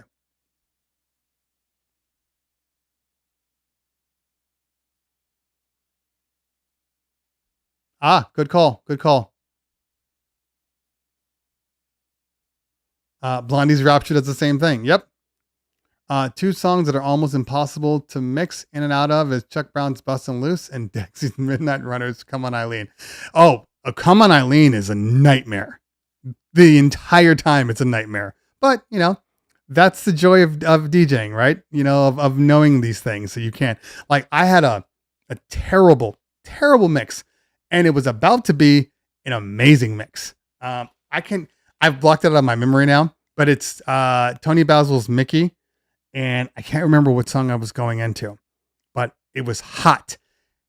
And I was going into Mickey, and the problem is, the third Mickey goes off so badly that I knew about it, but it was so bad that I didn't account for it.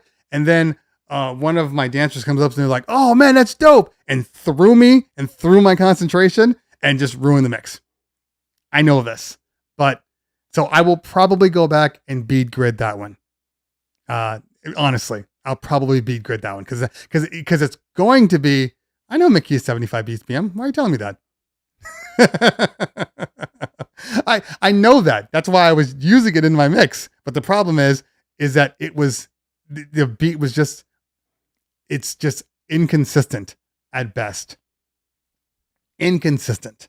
So I know this. So I will fix that one. And in reality, I don't even care about the song Mickey. I was just using the Mickey part to transition into my next song. So in reality, I will probably just take it, pull it into Ableton, beat grid it as a loop, and call it a day. And it'll just be a Mickey transition.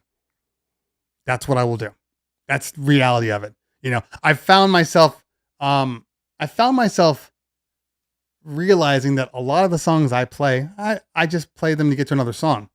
So I don't really need to keep the song, you know. But because I use multiple pieces of software, if I were only using Serato, I would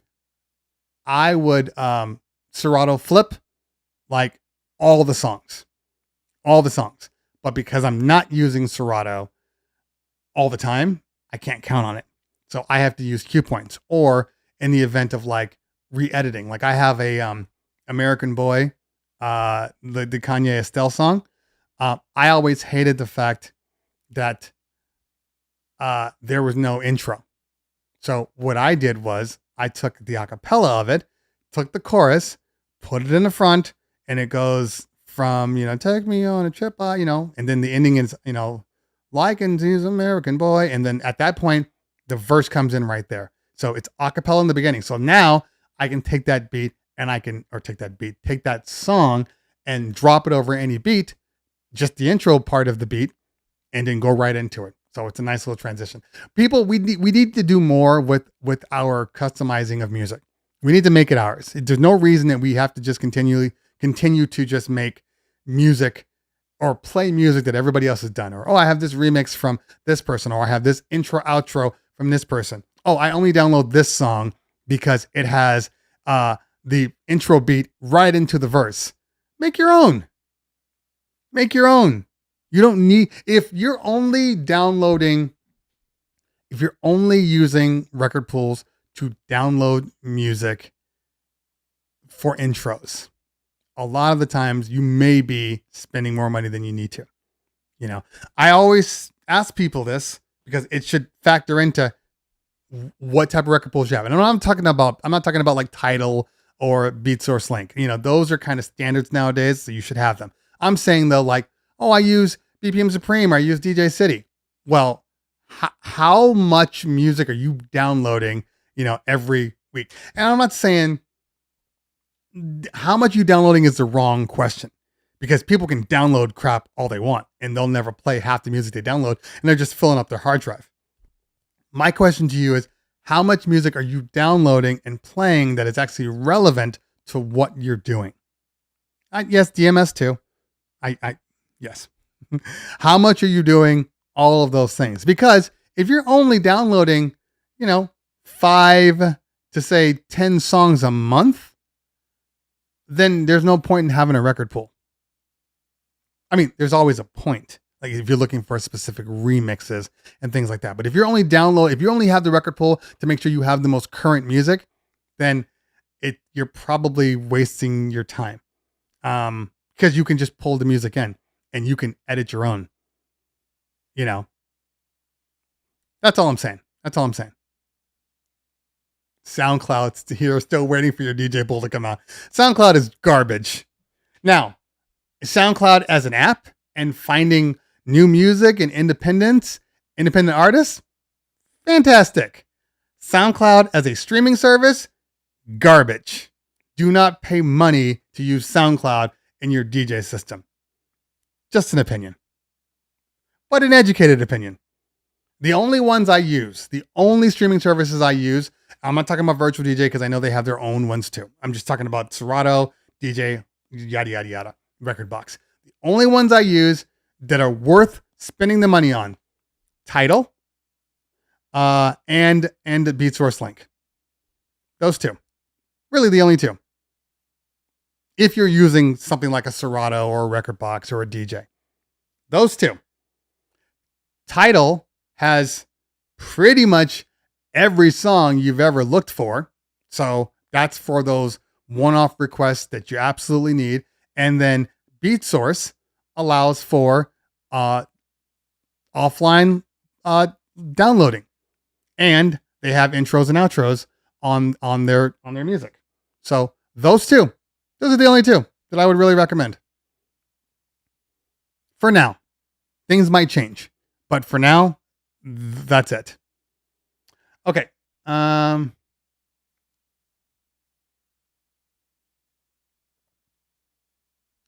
yeah, I get that. But even then, think about it. When you're downloading all this music, um, I DJ clubs too, and for the most part, I might download 5 new songs. Maybe for the club. So in reality, if I were to buy those songs, unless they're remixes, if you're doing it for remixes, completely different thing. Okay. I tried Tidal on Serato. If you don't have a strong internet, it will crash your Serato. I haven't experienced that on Tidal. I don't necessarily believe it's Tidal. It's streaming services as a whole. If you don't have strong signal, you will struggle with it on your computer. But I mean, I'm rocking an M1. I haven't had, like, it used to be when I would open up any type of, like, even on my i9 MacBook, when I would open up any streaming service, that whole, okay, log in, and that little box that pops up that's like, you know, congratulations or whatever, go get mixing, like all that stuff. I would sometimes be crossing my fingers because I wasn't sure that it was going to crash on me. Have not had that on my M1, which tells me, I mean, it's a processor thing. My M1 has been rock solid. So there you go. Okay. Also still waiting for Serato to let me use Tidal and BeatSource. Yeah, I agree, which is another reason why I've been using Algorithms DJ now lately. Although I did use Serato this last weekend, and it was nice to be able to use it because I do use SoundSwitch, so not being able to think about it. Serato needs a lot of updates. I see Blazin says Serato needs to update its library. Serato needs to update a lot of things. They are well behind the 8 ball, and a lot of things are going to have to change. But it still works well. It's just it's all this new technology that their system isn't really capable of using. So yeah, I love the fact that I can use both BeatSource and Tidal at the same time. To me, that's like the best of all worlds, so I'm hoping that, I don't think we're going to see a massive update to Serato this year. I'm hoping that maybe by the mid to end of next year, we will see that. Soca music is seasonal, so every carnival there are guaranteed hundreds of new tracks. Yeah, again, this is what you're describing, David, is a outside thing. I don't disagree with you. I think if that's the kind of thing you're doing, yes, you will. But let's just say it's seasonal. So you go down and you download all this music, right? After the season, do you still need that service? You see what I'm saying? Like, or do you only need it for the seasonal times? Yeah. Okay. Any problems transferring cues and loops from Engine Prime to Virtual? I can't answer that. I do transfer. I don't transfer that way. I go the other way. My way goes Serato to Engine. I don't come back. So that's just me though. Like if I go to Engine and I'm like, oh, this song doesn't have a cue point. I'll put the cue point there for the time being, but later on I'll just put the cue point in Serato and then resync it. But I don't go backwards. That's a recipe for disaster in my book. It's one way only. Never had an issue with my i9 with DJ Pro. I didn't say you did. We weren't talking about we're not talking about Serato. I mean, we're not talking about i9s and DJ Pro. We're talking about Serato, which is resource heavy. DJ Pro is resource light. I have noticed I used DJ Pro with my M1 2 weeks ago. And the one thing I noticed was that my M1 MacBook 14 will last upwards of like 5 to 7 hours, 5 to 6 hours if I'm not doing anything too intensive, right? I have gotten 4.5 hours using Serato. If I'm using SoundSwitch to go along with it, it might be a little less. Maybe it's like right at 4 hours. But I was using DJ from cocktail hour through the entire party, and I still had battery left over. because I was using DJ and it's just more efficient. Serato's Serato's power hungry. Recommend Algorithm DJ with the Rev 7. Algorithm DJ and the Rev 7 are actually made very well together because the buttons on the top for the Rev 7, the ones that you use for your scratch, instant scratch, but they can also be used for cue points or loops or whatever. Well, those can become dedicated stems buttons, so you don't have to change pads. Love that. Okay. All right. Aaron, the DJ says I've never had a crash. Well, good for you. I think everybody, depending on what you're using, and I know, look, virtual DJ is different. DJ is different. Serato is just it's a little resource heavy. That's why I dropped out of the pool. There you go. Engine prime to record box. So you just need to use, there's many softwares out there that will sync up properly. The digital conversion utility, that's a good one. There's several out there, but that's the one I use. Rekordbox is the same thing on the M1. I think that anybody that actually updates when the new systems come out is at a better situation, because obviously Serato was like one of the last to be able to work with the M1s. Both DJ and Virtual DJ were first. I believe DJ was first, and then Virtual DJ came right afterwards, and then Rekordbox, and then Serato. So I think it kind of follows that trend where you're going to have more efficiency in both Virtual DJ and DJ because they are legitimately designed to work with the new processors. Just an opinion though. Okay. So party people, I have a conference call at 1:00 and I got to eat something because I came right to here to talk to you guys. Thank you guys for hanging out. So anybody that's on the Twitch side, what we're going to end up doing, let me turn this off. What we're going to end up doing, DJ for real. Yes. We know these things, but it's not out. So if it's not out, you can't really talk about it.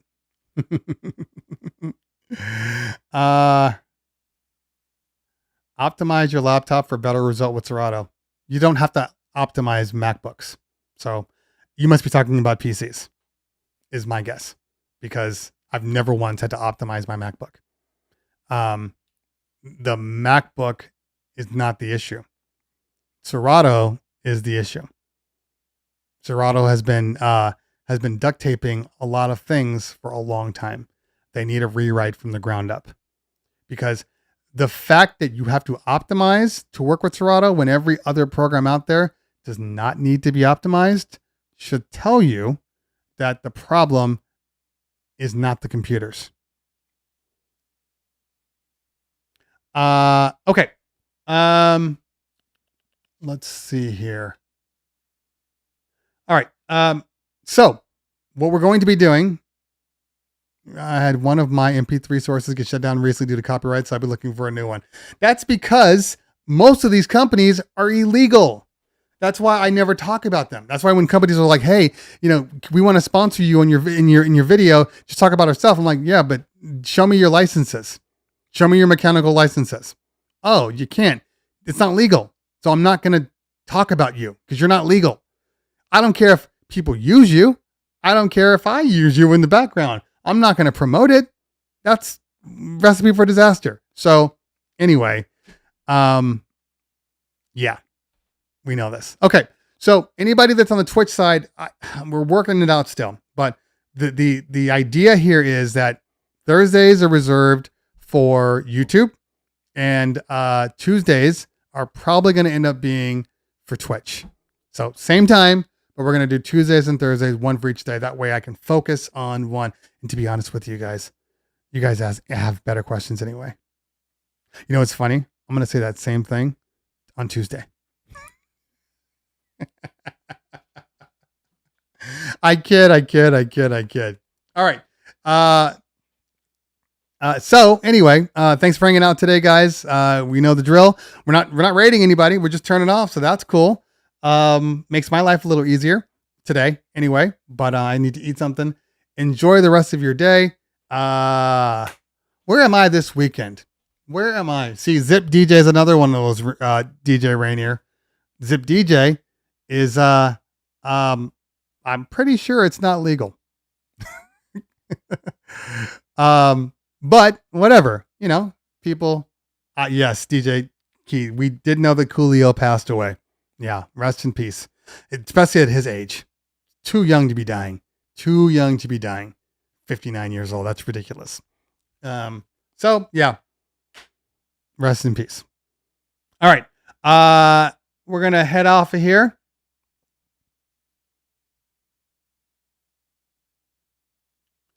I'm sorry. I'm reading some stuff here. Okay. Heading off. Thank you guys for hanging out today. I appreciate you. We'll see you soon. I do have videos coming out. One thing, I need everybody to make sure you guys are following me on IG. TikTok, sure, but IG, definitely. I do a lot of content on IG that is not on YouTube. I mean, if I'm not on YouTube doing stuff, trust me when I tell you, there's always content on IG. So I need you guys to follow. I'm trying to hit 10K because there's a weird discrepancy. I have like 39K on YouTube and 9K on IG. That's weird. So make sure you guys are following me there. Yeah, my name is both. My name is Cleveland and Terry. So Cleveland Terry, that's my middle name. Terry is my middle name. So anyway, I will see you guys next week. And I will definitely see you guys. I have a YouTube video going out tomorrow. Hopefully tonight. We'll see how it is. I got lots of calls today. Okay. Thank you guys for hanging out. And I will not be doing, when's Yom Kippur? Tuesday night. I probably will still have it. Okay. See you guys soon. Enjoy your weekend. Peace out.